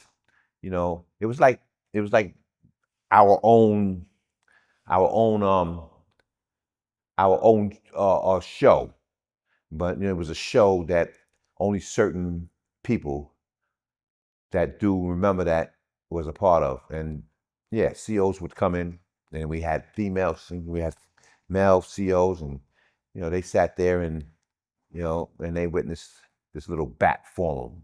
So it was like I created it, I set it up like that, and it was fun. It was something to do. It kept Tupac, I'm saying, a little bit, occupied, and so he wouldn't be able to feel like he was, he couldn't be around inmates, and what I mean, like he was that, so less important. He didn't want to be Tupac. You know what I mean? He wanted to be, you know, he wanted to be a person, just like everybody else that was in the dorm. So that celebrity fame shit, Tupac really didn't want it. If you ask me, I mean, he didn't really look forward. It like some people would with the celebrity status that he had. He just wanted to be like a normal person, And this is what I seen as him being so so real. So he was real in that aspect. Tupac had some real shit with him, and it came down to his human person side instead of celebrity fame side. And that was special. That was something that a person could not witness, but who was there. And like I said, I became his friend. I became his friend, his buddy, not his fan. And that's when our relationship progressed. You and Tupac once got into a scuffle, and Tupac got the best of you. Do you think he was testing you, trying to see if you was really about that life? Yeah, yeah. I honestly think he was. It started off as we were working out, doing push-ups, because, you know, I used to work out a lot, and he was like my workout partner. So as us doing push-ups and everything like that, and he, well, I thought it was playfully. He playfully, grabbed me. I'm saying, like really, like putting a little bit of strength into it, and I noticed that. Wait a minute, he's trying me, man. Tupac is really trying me. You know what I mean? I mean, and I had to notice. I noticed that he was kind of strong. Tupac was strong, and I said, wait a minute, man, let me snap up at this before he really think he can fuck me up. Or he really can do something to me, and like this will be something that's he can talk about. But you know, it was a little tough. I'm saying, for me at the time. I'm saying it wasn't easy. I'm saying, you know what I mean? And I had to say, well, I had to give him that type of you know, that type of lane, being that he did put a little work into trying to be, scuffle with me, and I got to say honestly, you know what I mean? He gave it his all, man, and I felt it a little bit, you know what I'm saying? But I didn't want to really come out like he was an enemy and really do something to him, you know what I'm saying? You know what I mean? But yeah, I respected him for that, but he was trying me. He was trying me. And when he jumped on my back and he jumped on me, and I said, "Oh shit," And he was serious. He was serious. He really wanted. He really wanted to show me that he was tough too. You know what I mean? You know. So So he put you. So he put you. In the book, he said he put you in a chokehold. yeah, he had me by the back and put me in the chokehold, and he had a grip. you know, and I wasn't ready for it because, you know, I'm mentoring him. You know what I mean? I'm giving him jewels. You know, I'm letting him know about certain and how to present himself. I'm saying, you know what I mean? How it's supposed to be presented. He's supposed to present himself when, in jail when he goes farther into the penal system. But yeah, you know what I mean? I started turning a little red. You know, and I said, "Wow, man, this motherfucker really try to choke me. this motherfucker tried to choke me, this little motherfucker." But yeah, he really was trying me, you know, and I couldn't get that at him. You know what I'm saying? You know what I mean? I was a little tight. You know what I'm saying? But I didn't want to break out into my, you know what I mean? And because I know the way I am. You know what I mean? Like I don't let nobody touch me. Ain't nobody gets that close to me. You know what I'm saying? He had got that close to me, whereas that he felt that, he wanted to prove himself. You know what I'm saying?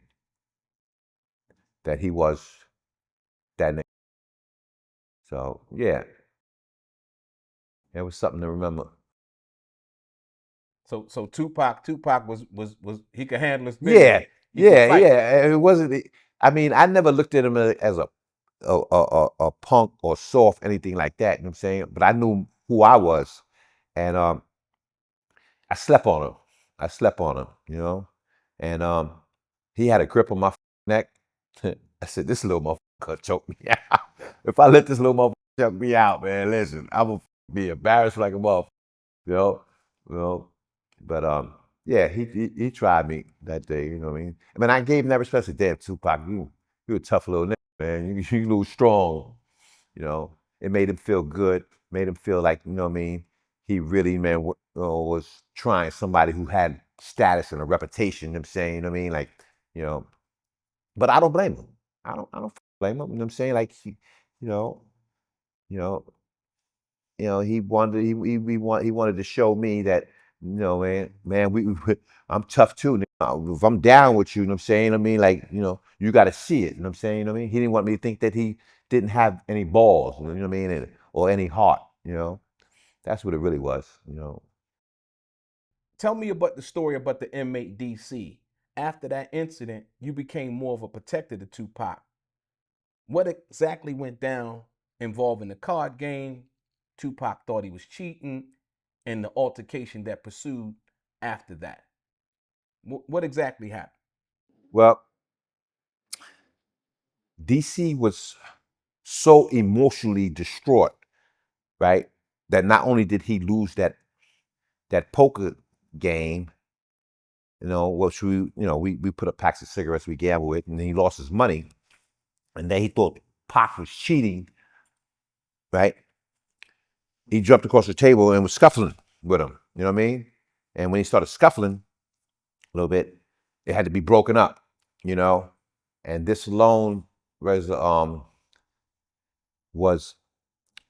his way of not only basically showing me that, all right, you with Tupac more than you with me now. And I'm saying, well, I'm gonna this Tupac up. I'm saying, so you know, because I don't give a I'm saying about his celebrity status or his fame and shit. I'm saying, I mean, because Don, I'm tough. I'm tough. You know what I mean? And you mentored me, and now you're gonna fuck with Tupac over me. You know what I mean? So now he felt um, I gave up on him. You know what I mean? That it's just I'm with Tupac now. Tupac's down with me, and I'm gonna go out for Tupac than I would him. Which basically it wasn't even like that. I didn't even, I haven't seen it. I didn't see it coming. I didn't think that he was gonna be that, you know, that Jealous. jealous, overzealous of him. I didn't think, But then I seen it. I said, okay, I see what it is. I see exactly what it is. You know, and Because up until that point, the dude DC was your comrade, like your little yeah, underling, yeah, little brother or whatever. And when Tupac came on the unit, you and Tupac kind of developed the relationship, and he was jealous of that. yeah, yeah. So that inclined him to, you know, to show me that, he'll Tupac up. You know what I'm saying, and not give a. I'm saying about his status, and of being a celebrity. You know what I'm saying? To show me that, yo, bro, you know, you and Tupac, man, we're just gonna go all out. You know what I'm saying, I mean, because I'm I'm hurt. You know what I'm saying, I mean, like, you know, and I understood it. I understood his because like I said, you can get emotionally attached to somebody in prison, which a lot of people get, you know, they had you got nothing but your emotions, you know what I'm saying, your feelings, you know what I'm saying, they come out. They come out, you know, you know. Yeah, so, I had to talk to him. I had to talk to DC, man. I like, so I understood that that's where the assault, the rumor of him being assaulted came out, you know. So that was basically where, you know, it starts off with a French fry. French fry turns into, it was a potato, you know what I'm saying? And then it was a whole course meal, you know what I mean? And then it was like, you know, the cat got killed, the rock. It goes into different stories, you know what I'm saying? I mean, different colors. But that's where the rumor of Tupac being assaulted came from. You also witnessed, and you talked about in the book, uh, the intense encounter Tupac and a female guard had who seemed to hate Tupac. Can you break down what led to the confrontation and the rumor that followed, which permeated throughout the hip hop community with this female guard? Sure, sure. It was I remember the day that the female guard was doing her shift. I didn't even know that she had some type of resentment for Tupac. You know what I'm saying? Because of you know, his his sexual charge. Um, she came in with him one day, turning his lights on and off, you know, harassing him, calling him different epithets and names, and he calling her bitch and names and stop with me, you know what I'm saying? And, you know, so it was going back and forth with them. So when I heard this, I'm like, what the fuck is going on here? You know what I'm saying? Like, the fuck is, I said, yo, officer, why are you with Tupac like that? Mind your business, Richardson. He said, I said, yeah, but you fucking said, get away from the gate before I write you up. I said, but you fucking with him. You turn his light on and off. You know, you with him because of his sexual charge, not knowing if if it's true or not. I said, you're wrong. She said, get away right now before you get in trouble. Right? He said, don't worry about it, player. I got this. You your fake fingernails, fake hair. Fake hair, I guess she had fake hair, fake fingernails, you know what I'm saying? But he gave her the business, and he told me, Joe, go ahead, man, don't get yourself in trouble. I'm saying, I got this. Another guard heard her, you know, actually harassing Tupac like that, you know. I guess this guard, went back and told his superiors, I don't know, maybe a captain or something like that, that she's ready for Tupac, you know what I mean? You know, and after that little incident, you know what I'm saying, the next day with her shift and I have never seen her again. She was actually, I don't know if she was fired, she was suspended, you know what I'm saying? Right? The administration, you know what I'm saying, took her off her post, you know what I mean? But I never seen her again. So she actually, you know what I'm saying, probably jeopardized, you know what I mean, either her position in that unit around Tupac, you know what I'm saying, you know what I mean, suspended or whatever the case may be. I don't know. But I never seen her again. So she actually got in trouble for that or whatever. And things were right back to the way they was. Never seen her again. Never had any more problems with this officer, but she definitely was going hard. You know what I'm saying? And this is the resentment. that she felt as a female. You know what I'm saying? And being that his sexual charge was with a female, so she automatically jumped on the female side, like, you know what I mean, like, and his portrayal of that, and him saying this is on TV, and now see the image he got. He got the image that the woman, all women are bitches. All women are, you know what I mean, like, see, and so now it wasn't really like that. But you said that at the when she left the shift that day, she looked back at Tupac and she said something before she walked off, and then there was a rumor that came about, Yeah, and then you kind of knew where that rumor came from. yeah, yeah, yeah. Elaborate on Well, that. she voiced that, his sexual, you know what I mean, his sexual charge, you know what I'm saying? You know what I mean? His sexual charge was very inappropriate. And they like, you're so and so, you know what I mean? And it made her go hard on him about his sexual charge, which caused a rumor. This rumor came about, you know what I'm saying, that he got sexually assaulted, whatever the case may be, in jail,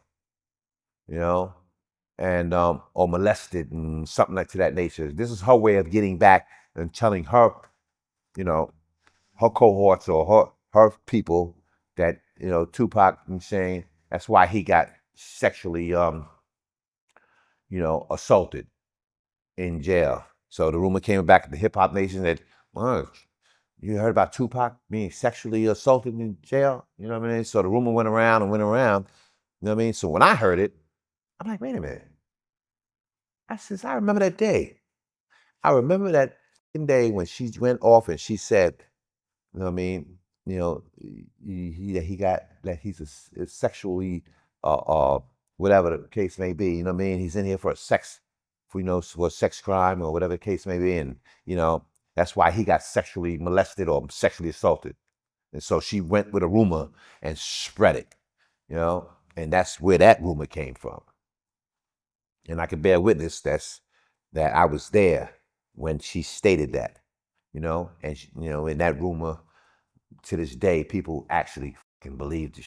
Just like, I mean, just like they believe that he sexually, um, assaulted a female while he was in there. Well, why the case of him being charged with that, and it was her way of getting back at him. Just, I mean, and it was fucked up. It was fucked up that she did that, and you see. So you basically saying that based on the Tupac's what he was actually in prison for, she basically was mad and was hateful towards him based on that, and then kind of started the rumor based on the disrespect and the back and forth Yeah. that her and Tupac Yeah, had. Oh, yeah. okay. She got removed out the unit. She was probably tight behind that. She couldn't go there to with him no more and turn his lights on and off. You know what I'm saying, and you know, you know, she started the rumor. You know. You recalled in the book a dangerous moment involving the Latin Kings and MS-13 that could have put Tupac in serious danger. What happened that day in the dorm when the war broke out? Because Tupac was actually out of his cell when he wasn't supposed to be, and they had to get him back to his cell, but they were about to go to war. Yeah, Talk about that. yeah. It was the Latin Kings against the MS-13s. They started fighting each other, so it was like a little semi riot in there, and Tupac was actually out that day, and it could have definitely been very dangerous for Tupac because he wasn't supposed to be out of cell. So when they ran up in there to break these fights up, gang fights, it would have jeopardized it almost jeopardized Tupac's, safety, and almost jeopardized the correctional officers' jobs to how he was actually, why he was actually at his cell, when they find out, who he was sitting there. So yeah, it was the gang fight that, almost put Tupac in a dangerous situation.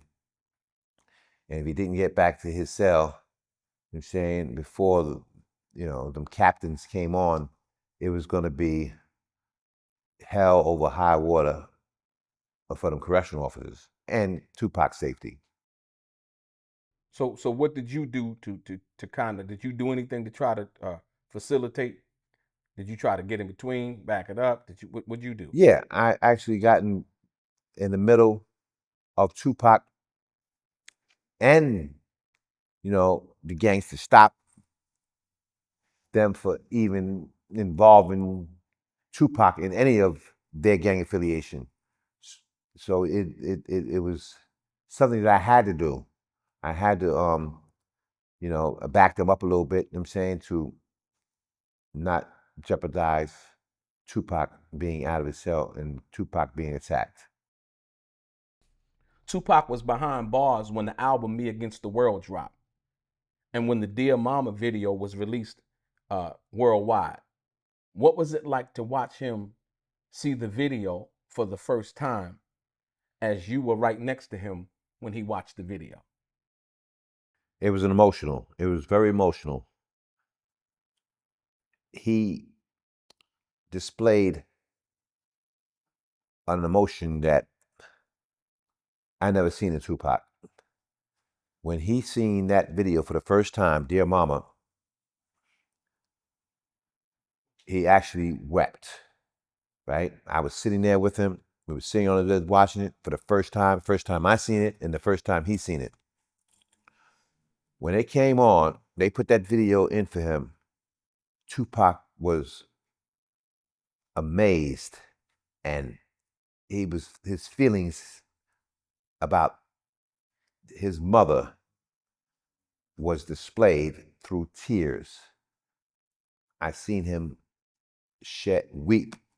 That's the incident that really, made me see that he really had a love for his mother that people wouldn't even understand. Being that she went through her trials and tribulations with her addictions, and they were really not close because of that, which he was very, very, very, very against her, you know, being affiliated with drugs. He didn't like that. He didn't want. He kind of hated his mother for that. You know what I'm saying? And that's what his dispute was with his mother. However, when he seen that video, and after that video was finished, right? I said, "Yo, Pac." I said, "Damn, man, I feel that shit, man. Like, damn." And I looked at him. He says, "Yeah, Mr. Fred." I says, and a tear came down his face, and I said, "Wow, man." I said, "Oh, Tupac is crying." Yo, man, listen, a tear that people do not see in Tupac, you know, and it was amazing. It made me damn near shed a tear. So that was a moment that could be cherished. You know what I mean? Between me and him, and between that video that we seen that day.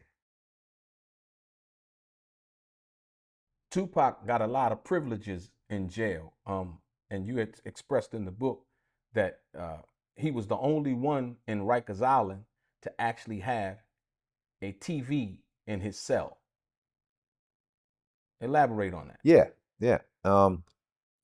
Sony, I don't know how they did it with the administration, but they came and they had some type of contract with the administration or whatever, or an agreement, and they put a TV. I mean, they drilled a TV in his cell. They bolted it in there just for Tupac, right? And it was amazing because no inmate in Rikers Island, whether he was a celebrity, because they had a few celebrities that were in there before Tupac, you know what I mean? No inmate ever had a TV placed in his cell. No one. So his privileges, the privilege that they gave him to having that TV, it was just shocking, for them to even be involved or having the juice or having the authority, to come in there and do that. It was out of my knowledge of how they, orchestrated that. But yes, he did have a TV placed in his cell, which gave him the ability to watch his videos and, and watch that video with Dear Mama. So I guess they wanted some type of affiliation with him when he comes out, promote them or whatever have you. That's how I looked at it.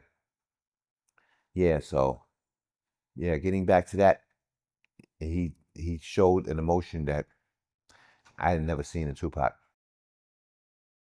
You said that after Jada Pinkett visited Tupac at Rikers Island, you said that he had cut off all of his visits and threatened violence against the guards. What changed after Jada Pinkett came and seen Tupac that day? Well, they actually harassed her.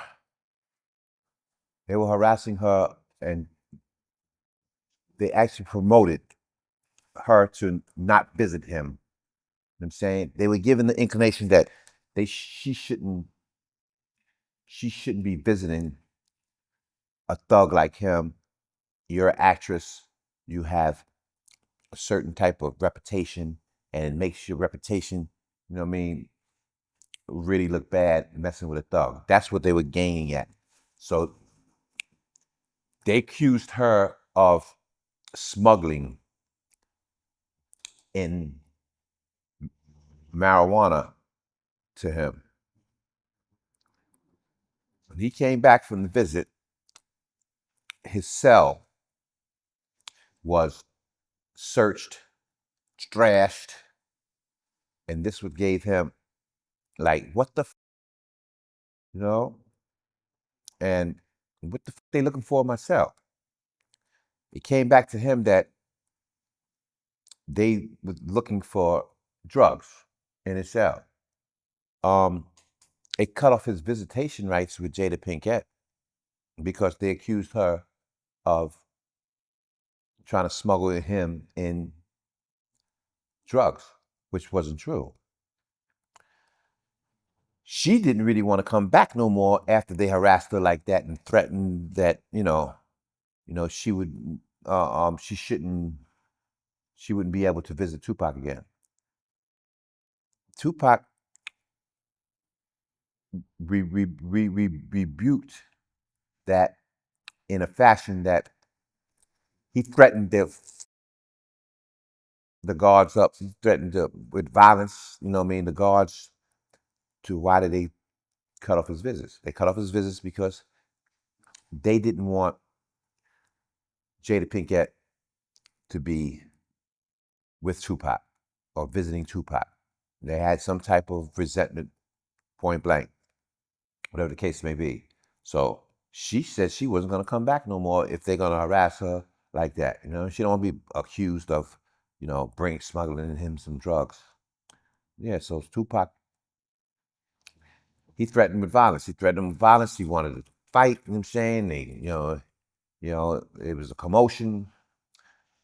So him and Jada Pinkett's visitation rights were eliminated for that reason alone, which was it was fucked up. It was fucked up the way they did her, just to deter her from visiting a thug like Tupac. Why are you doing that? Why are you visiting him? It made her feel like, like she's a piece of dirt or garbage, for visiting someone like him. It's gonna ruin your reputation. So yeah, they cut the visiting rights. They didn't have no visiting rights for them anymore, and she refused to come back anyway. She did not want to. She did not want to be harassed like that again or be accused of smuggling drugs. In fact, it was one time you explained that Tupac was actually talking to Jada Pinkett on the phone, and you had asked because you were such a big fan of hers uh, from seeing her act before. You asked Tupac, could you talk to her, and he actually let you speak to Jada on the phone. Yeah, Talk yeah, about that. yeah. I was I was thrilled to talk to Jada Pinkett. You know what I'm saying? Because in my book at that time, Jada was a sight to see. I loved her movies. She was a very good actress. She was beautiful. She still is beautiful, you know. And yeah, he let me talk to her. So I said, "Hey, Jada, I've seen your movies. I kind of liked it, and I like the way you're one of my favorite actresses." Shit, she says, and she had got some of the pictures. Tupac had sent us some of the pictures that the correctional officers had, took. And she said, "Oh, I see the picture of you. He said, look out for Tupac while you're in there." And she started, you know, I said, "Yeah, don't worry about it." She said, "You know what I mean? I got him. I'm holding him down." Tupac. And so I'm really, really trying to talk to him. I'm really trying to talk to Jada. Jada, here, Tupac said, "All right, that's enough. That's enough." He grabbed the phone. You know what I'm saying? You know what I mean? And yeah, that was a epic moment to talk to Jada Pinkett that day. You know, Mm, it really made my day because I was just had seen her movie, and I told her I just seen one of your movies. And to talk to her on the phone, it really made my day. But Tupac wasn't having it. He's like, "Yo, man, give me the phone back, man." I'm like, "Yo, turn this." He snatched the phone, you know. So I said that was it. That was my little 2 minutes to talk, to talk to a celebrity such as her, at that time. Yeah. Jada Pinkett, in her latest book that she had put out, talked about a time in where Tupac had proposed to her uh, to get married while he was in jail. A lot of people doubted it. A lot of people thought she was lying, she was capping, or whatever you want to call it. But you, in fact, were on the dorm near the phone when Tupac had got finished talking to Jada Pinkett in reference to that. Take us through the day when Tupac got off the phone, what he said to the whole tier as he made the announcement. Yeah, Tupac. When he was on the phone with her. He announced. He says, "I got an announcement to make. I want everybody to hear this." I'm looking up like, what's going on? He says, "This is the first time you're gonna hear this, right? You guys are privileged to hear this. I'm I'm getting married to Jada Pinkett." You know, I said, "Oh, you know what I mean? Like he proposed to her in some way, but you know, it was like, what? You get ready to get married to Jada?" He says, "The first time you heard it, you know what I'm saying, and you were privileged, all y'all around me were privileged to hear that me and Jada Pinkett is gonna get married." So that was like the secret marriage proposal. That was, that was put in place. And I was like, wow. I'm saying, damn, I wish I could be at that wedding, but you know, yeah. So that's the first time that I've heard of that he was gonna get married to Jada Pinkett and the other inmates around me. So yeah, that announcement was very, very, very deep at that time because who wouldn't get married to Jada Pinkett? You know what I mean? She was a sight to see, and she was in her she was in her prime doing movies and actions, and it was amazing. It was amazing just to hear that come out of Tupac's mouth. But yeah, we were privileged to hear that from Tupac. You know what I mean? That he was gonna get married to her. So basically, you can confirm that what Jada had said in her book wasn't a lie Yeah, from Tupac saying it in prison. yeah, Basically, it's true. yeah. That's Okay. true. Yeah, because like I said, a lot of people didn't believe that, and like I said, when I read the book, like I said, people gotta pick up this book. But when I read the book, I was like, oh wow, that's something that Jada said that never was said, and the way you described it in the book, I was like, Yeah, okay, that was confirmation of information. yeah, So, Tupac received tons of fan mail. At one point, it became too much, so he handed it over to you. How did that make you feel? And what did you do with the letters that Tupac handed you? What did you do with the letters that he handed you from fans that he couldn't handle? yeah. Yeah. He gave me almost like a garbage bag full of fan mail, and he didn't really want to put it. You know what I'm saying? He's like, man, I can't go through all this, man. He says, yo, you know what? He said you can go through it. You know what I'm saying? You know what I mean? And you can there's gonna be females in there that's gonna send pictures, and you can get you know you your own fan mail, but I'm not dealing with it, man. Here's all the mail. You do what you want with it.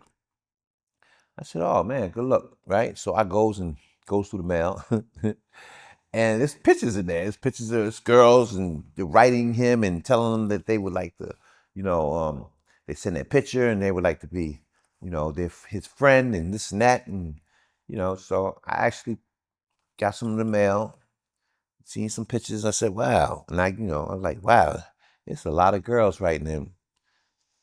I called one of them, a couple of them, and trying to get me to date as Tupac. It's like, it was like, I said, I'm calling you, and they would leave their phone number. I'm calling you to let you know that, I'm like, I'm Tupac's agent. You know what I'm saying? But like, I can get you in touch with him. But you got to stay in touch with me to get in touch with him. Okay, not a problem. They were all for it.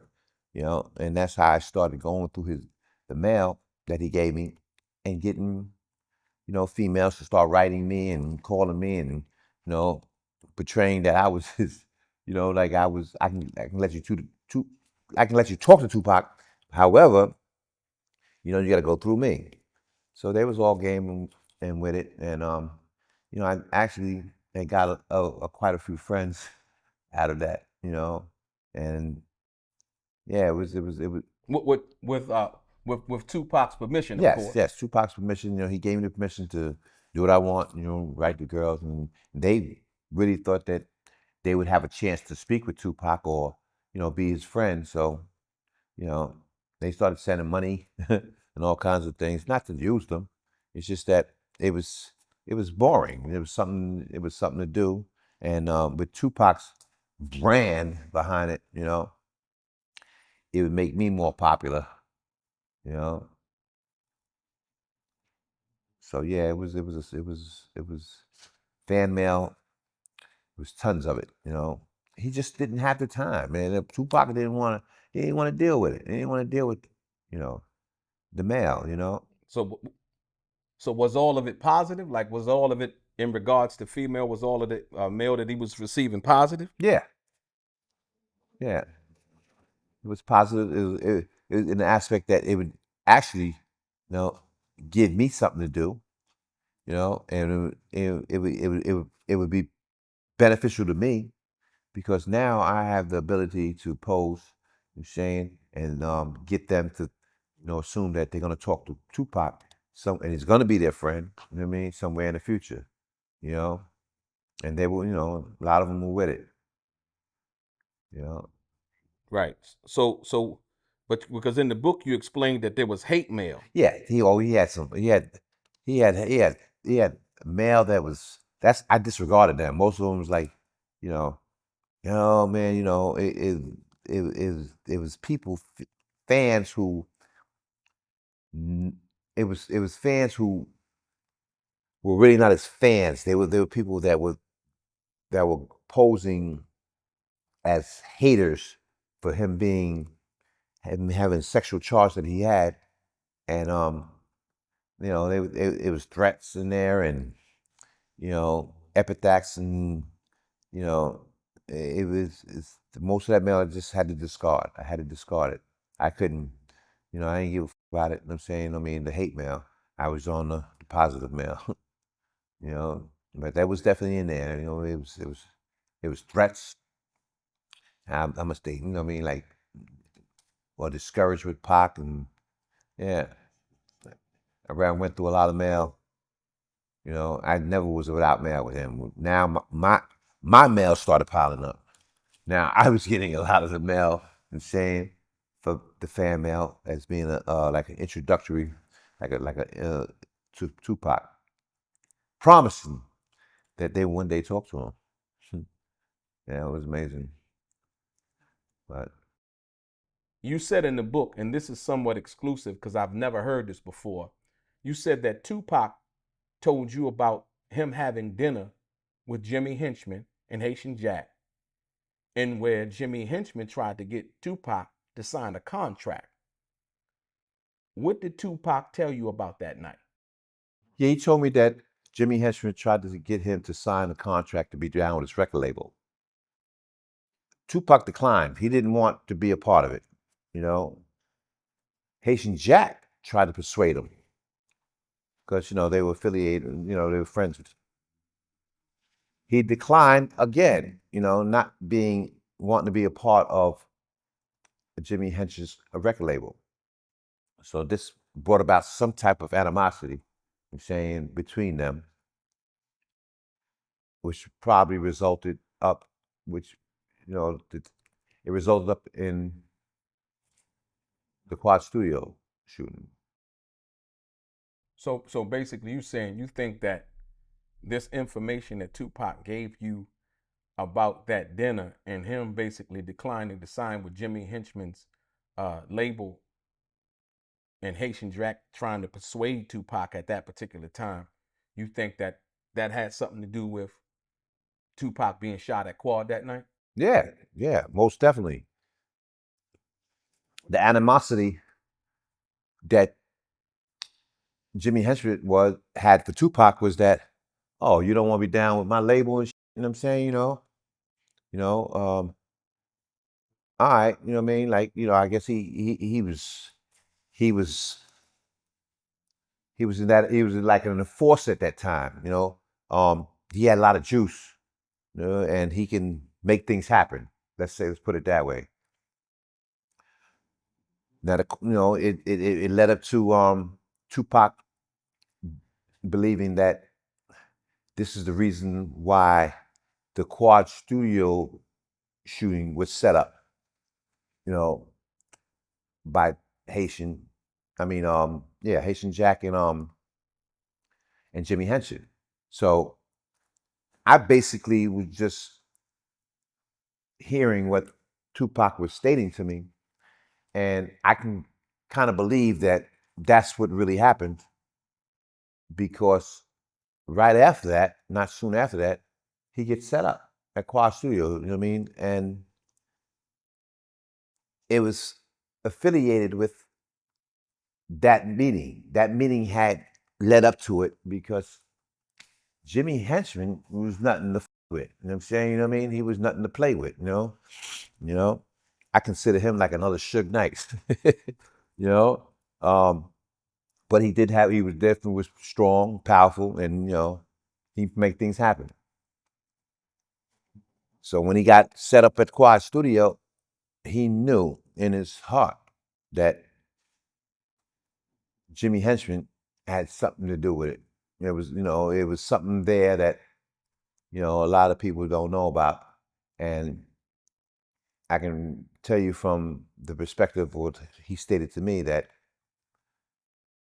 they was trying to kill him. It wasn't just a robbery. It was more than a robbery. So putting two and two together,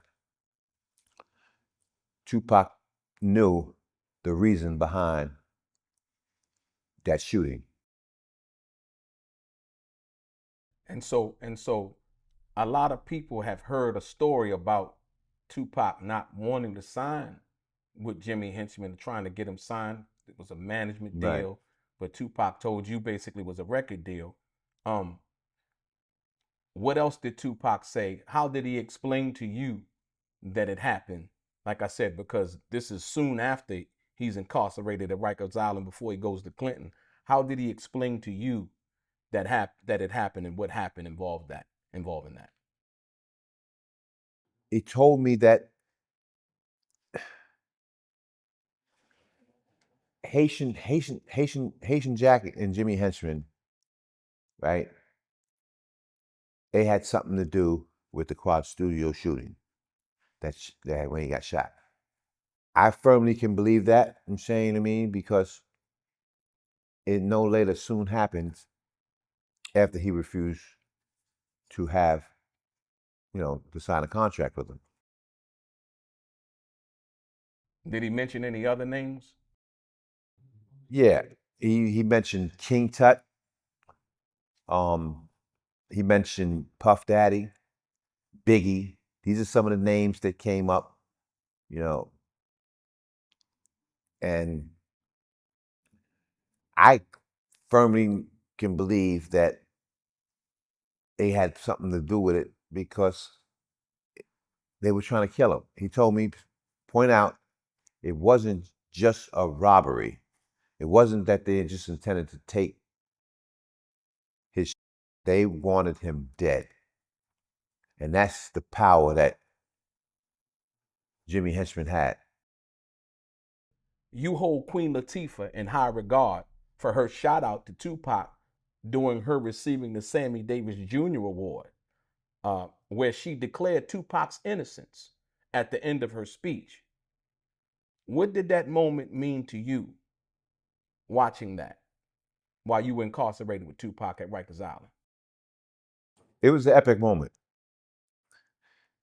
To hear Queen Latifah make a shout out to Tupac through the TV, and I'm in the company of Tupac at the present time, it made me admire her and respect her even more that she would just, proclaim his innocence, believe in him at such a crucial time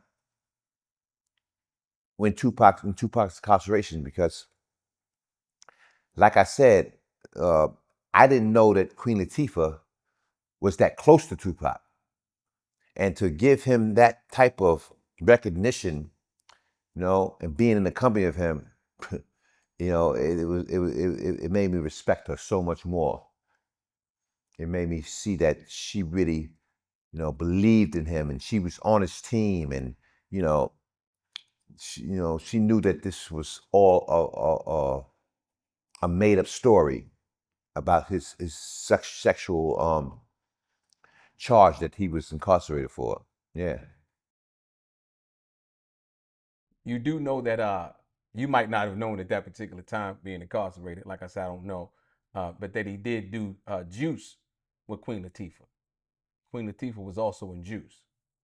So I think that might have been the connection. You might not have been aware that at that particular time.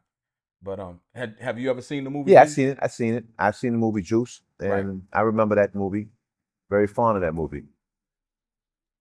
And I didn't really know that At at that that time? time. I didn't. At Yeah, that it was. time? It was. Right, I right. didn't really know. You talked about how Tupac's fame gave him perks and favor at Rikers Island, but you also talked about how some of that fame and popularity made him a target. Can you share some examples of both? Yeah, it made him a target because of the jealousy of people seeing that he getting all the perks inside of jail. The guards were giving him leeway and letting him out of cell.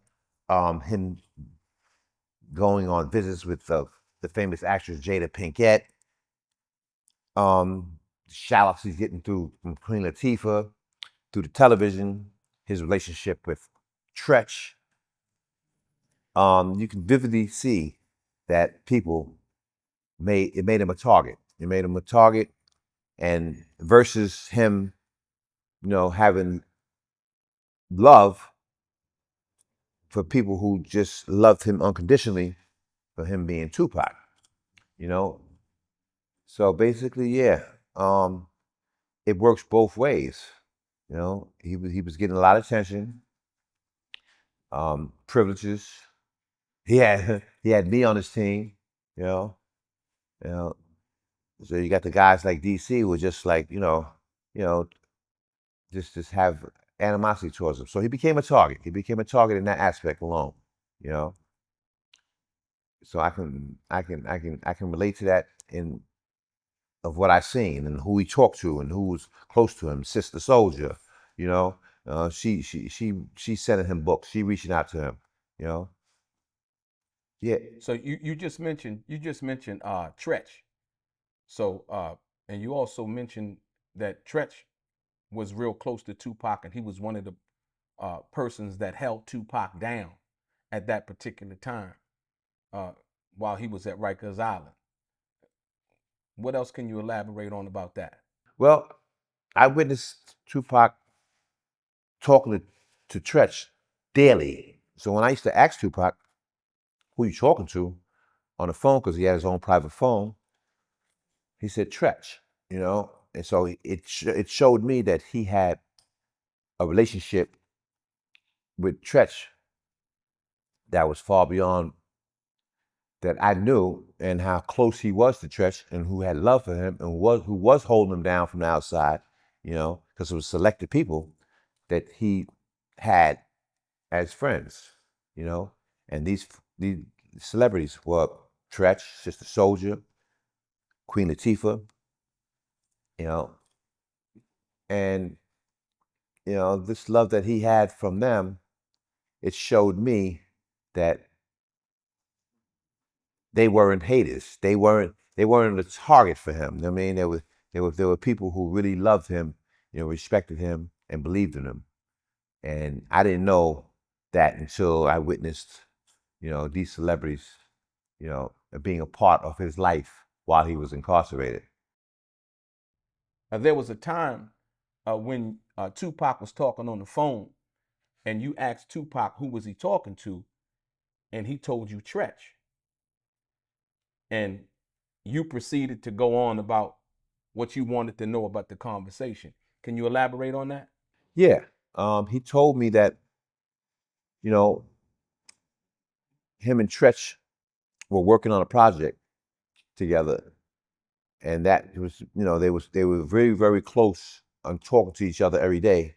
And Tretch and him were actually going to put something together.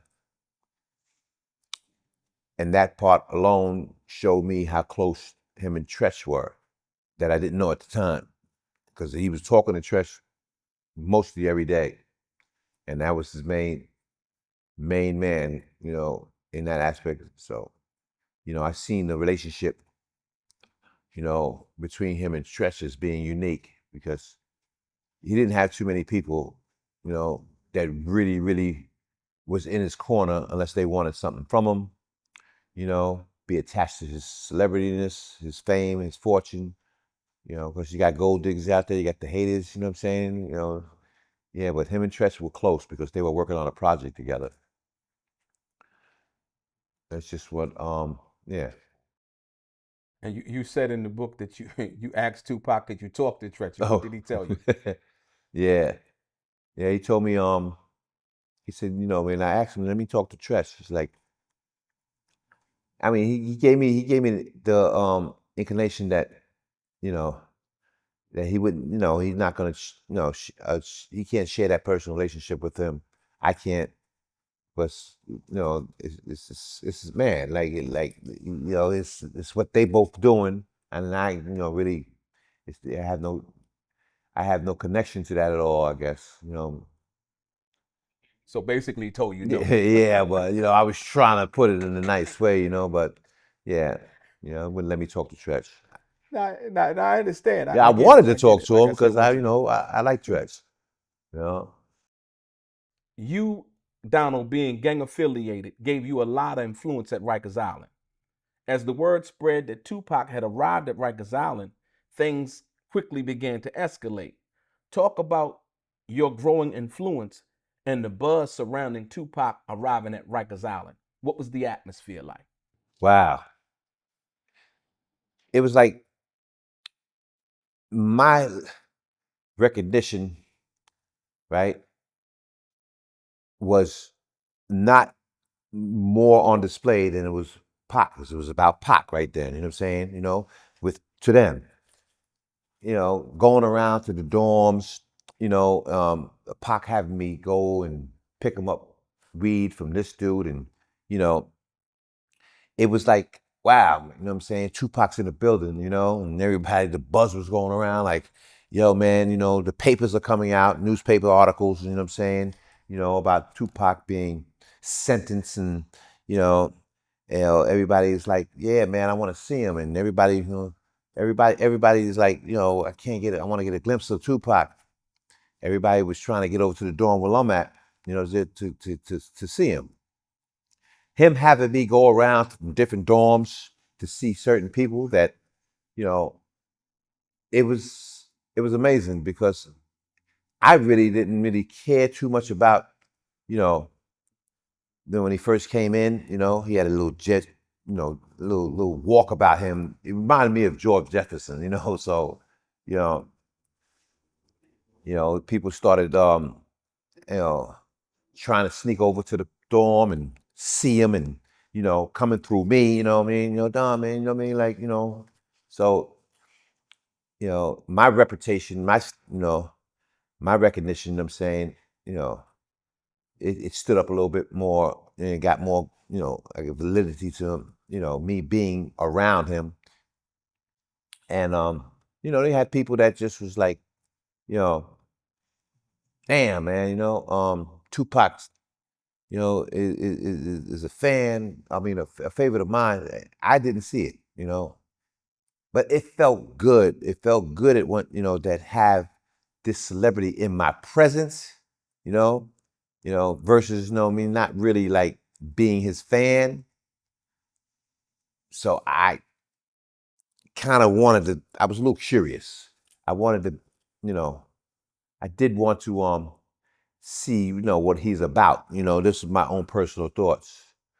You know, so it took a little time for us to get close, but when it did, I think it was well worth it. I think it was well worth it, because I got to meet someone that a lot of people can't even get in contact with, couldn't get in contact with, couldn't be around, you know. So it made me feel good. It made me feel good. I felt good about, you know what I'm saying, you know, the point of being in his company, you know. You mentioned that Tupac was more shocked and hurt by the betrayal of the men who tried to rob and kill him, especially because they were tied to Haitian Jack and that they also worked security for Puffy and Biggie, than he was actually about being shot. Why do you think that the betrayal cut so deep for him, and how did it shape his outlook from that point on? Yeah, because these were some people that he was close to. These are some people that he never thought that, would betray him, at all. And being involved in being friendship with them, he wasn't too much considered about the shooting, him getting shot. It was that, damn, man. Like, people flipped on me. It betrayed me and gave me the insight that, they really didn't give a fuck about me. You know, I didn't. And they had some part of being, you know, involved in this shooting. It hurt him. It hurt him. It hurt him deeply. It hurt him deeply, because now, he wanted revenge. He wanted some get back. He couldn't wait. To show these people that he's, he really knows. He knows what's going on. He know what happened. He know who set this up. He know who put this in place. You know what I mean? And he was hurt deeply. And I can't even fathom how the feelings that he was going through at that time, because I would feel the same way. You know what I mean? Say that I got my friends, I got you, I got this one, you know what I mean? And y'all flip on me. and betray me and have something to do with his shooting, and know about it, I'm like, wow, so that hurt him more than the shooting itself of him getting shot 5 times, and I can understand why. Did you ever try to talk Tupac off of the cliff, like as far as being wanting revenge and wanting to retaliate against whoever he thought was responsible for it? Did you ever try to talk any sense into him? Yeah. I told him, I said, yo, Pac, man, you know what I'm saying? Because Biggie was the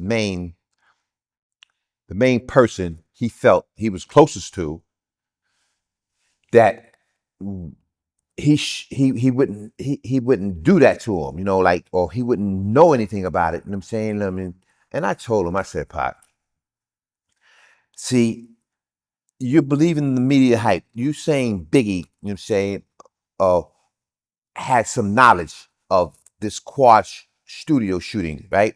And that, you feel he feels betrayed by Biggie alone, that, because they were people that were from Brooklyn, right?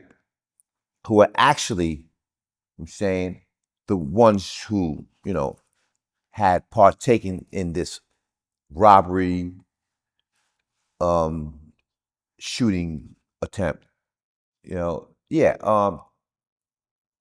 So Biggie, I said, Biggie, man, I told him I don't think Biggie would do that to you. And I know he had knowledge. I know he was with it, because how when I walked through the door, right? Right? Motherfucker didn't even say, what's up to me? What's up, Pac? Nothing. Right? And everybody knows me. That's what he said. He said, everybody knows me. So, this guy with fatigues on over here, right? Looking at a paper, this one over here, he said, what the fuck is going on? So he knew. He knew that something was going on, you know what I'm saying? And he was a paranoid motherfucker. Tupac, man, was, I mean, if he felt that you had something to do with betraying him, setting him up, listen, you his enemy for life. This big West Coast, East Coast thing was sprung out of that alone, of thinking that Biggie, you know what I'm saying, Puff Daddy knew that he was coming there, and then all of a sudden, people are not saying anything to him when he walks through the lobby. Don't people hear nothing. He felt it, he sensed it, and ain't no way in the world Tupac is ever gonna believe anything different than what he felt, that Biggie should have protected him. He should have informed him. He should have, if he's his friend, he knew that these were Brooklyn stick-up kids, right? He knew that Biggie had influence, and ain't nothing moving. Brooklyn is not going to, Biggie's not going to have anything not to do with anybody from Brooklyn. That's what his whole mindset, and I tried to talk to him. I said, Pac, looking into it too much. It's, I don't, I hardly believe Biggie, would have any knowledge of this and not inform you. Biggie, I don't think Biggie. I said, I, I don't believe Biggie knew that these were stick-up kids. These were Brooklyn. He didn't know. And So who do you think after understanding the story that Tupac told you, who do you think ultimately has something to do with it? And what for what reason? um, Jimmy Henchman, for the main fact that he didn't sign that contract that day, you know, and Haitian Jack, you know what I'm saying, knew something about it too, you know. So this is the story that's not, you know what I mean, like, has to be understood. You know what I mean? Like it gets deeper than Biggie, you know. Oh, Puff Daddy? Hey, I kind of believe maybe me personally, that he had something to do with it. But that's something neither here nor there. But he knew in his heart, you know what I mean, that the underlying people that had something to do with this quad studio shooting, right, was Jimmy Henchman, point blank. It's nobody else at that time that had the power and the ability and influence to do that. You know what I'm saying, and that was a major uh, denial on Tupac's behalf of not being, not being signed the contract, not being down with his record label. Yeah, it's plain to see. Right now, Sean P. Diddy Combs is on trial for various charges. Do you think in any way, shape, or form that what he's dealing with right now is based on the karma of what happened to Tupac that night at Quad, and also the situation in Las Vegas by the guy saying that Puffy put $1 million on Tupac and Suge Knight's head? Do you think that that's any way dealing with the karma that's come to Puffy at this particular time? Most definitely, most definitely. Um, Puff Daddy, Puff Daddy is actually sowing what he reaped. Right? He is in his position, from my perspective, you know what I mean, because of the foul underlying shit he's been doing for so long, right? And his stance with being Tupac's enemy, right? Yes, it's karma. It's karma at its most unexpected virtue. Karma, because now look at the way that things are being situated now. You know what I'm saying, with Puff, you know, so much garbage and so much trash and so much foul shit is being thrown at him. It puts him in a position where is that, yeah, you know, you reap what you sow. You know what I mean? Like, yeah, you got it coming to you. You know what I mean? Like, you weren't the most gentleness and fairest person. You know, you were doing some shit.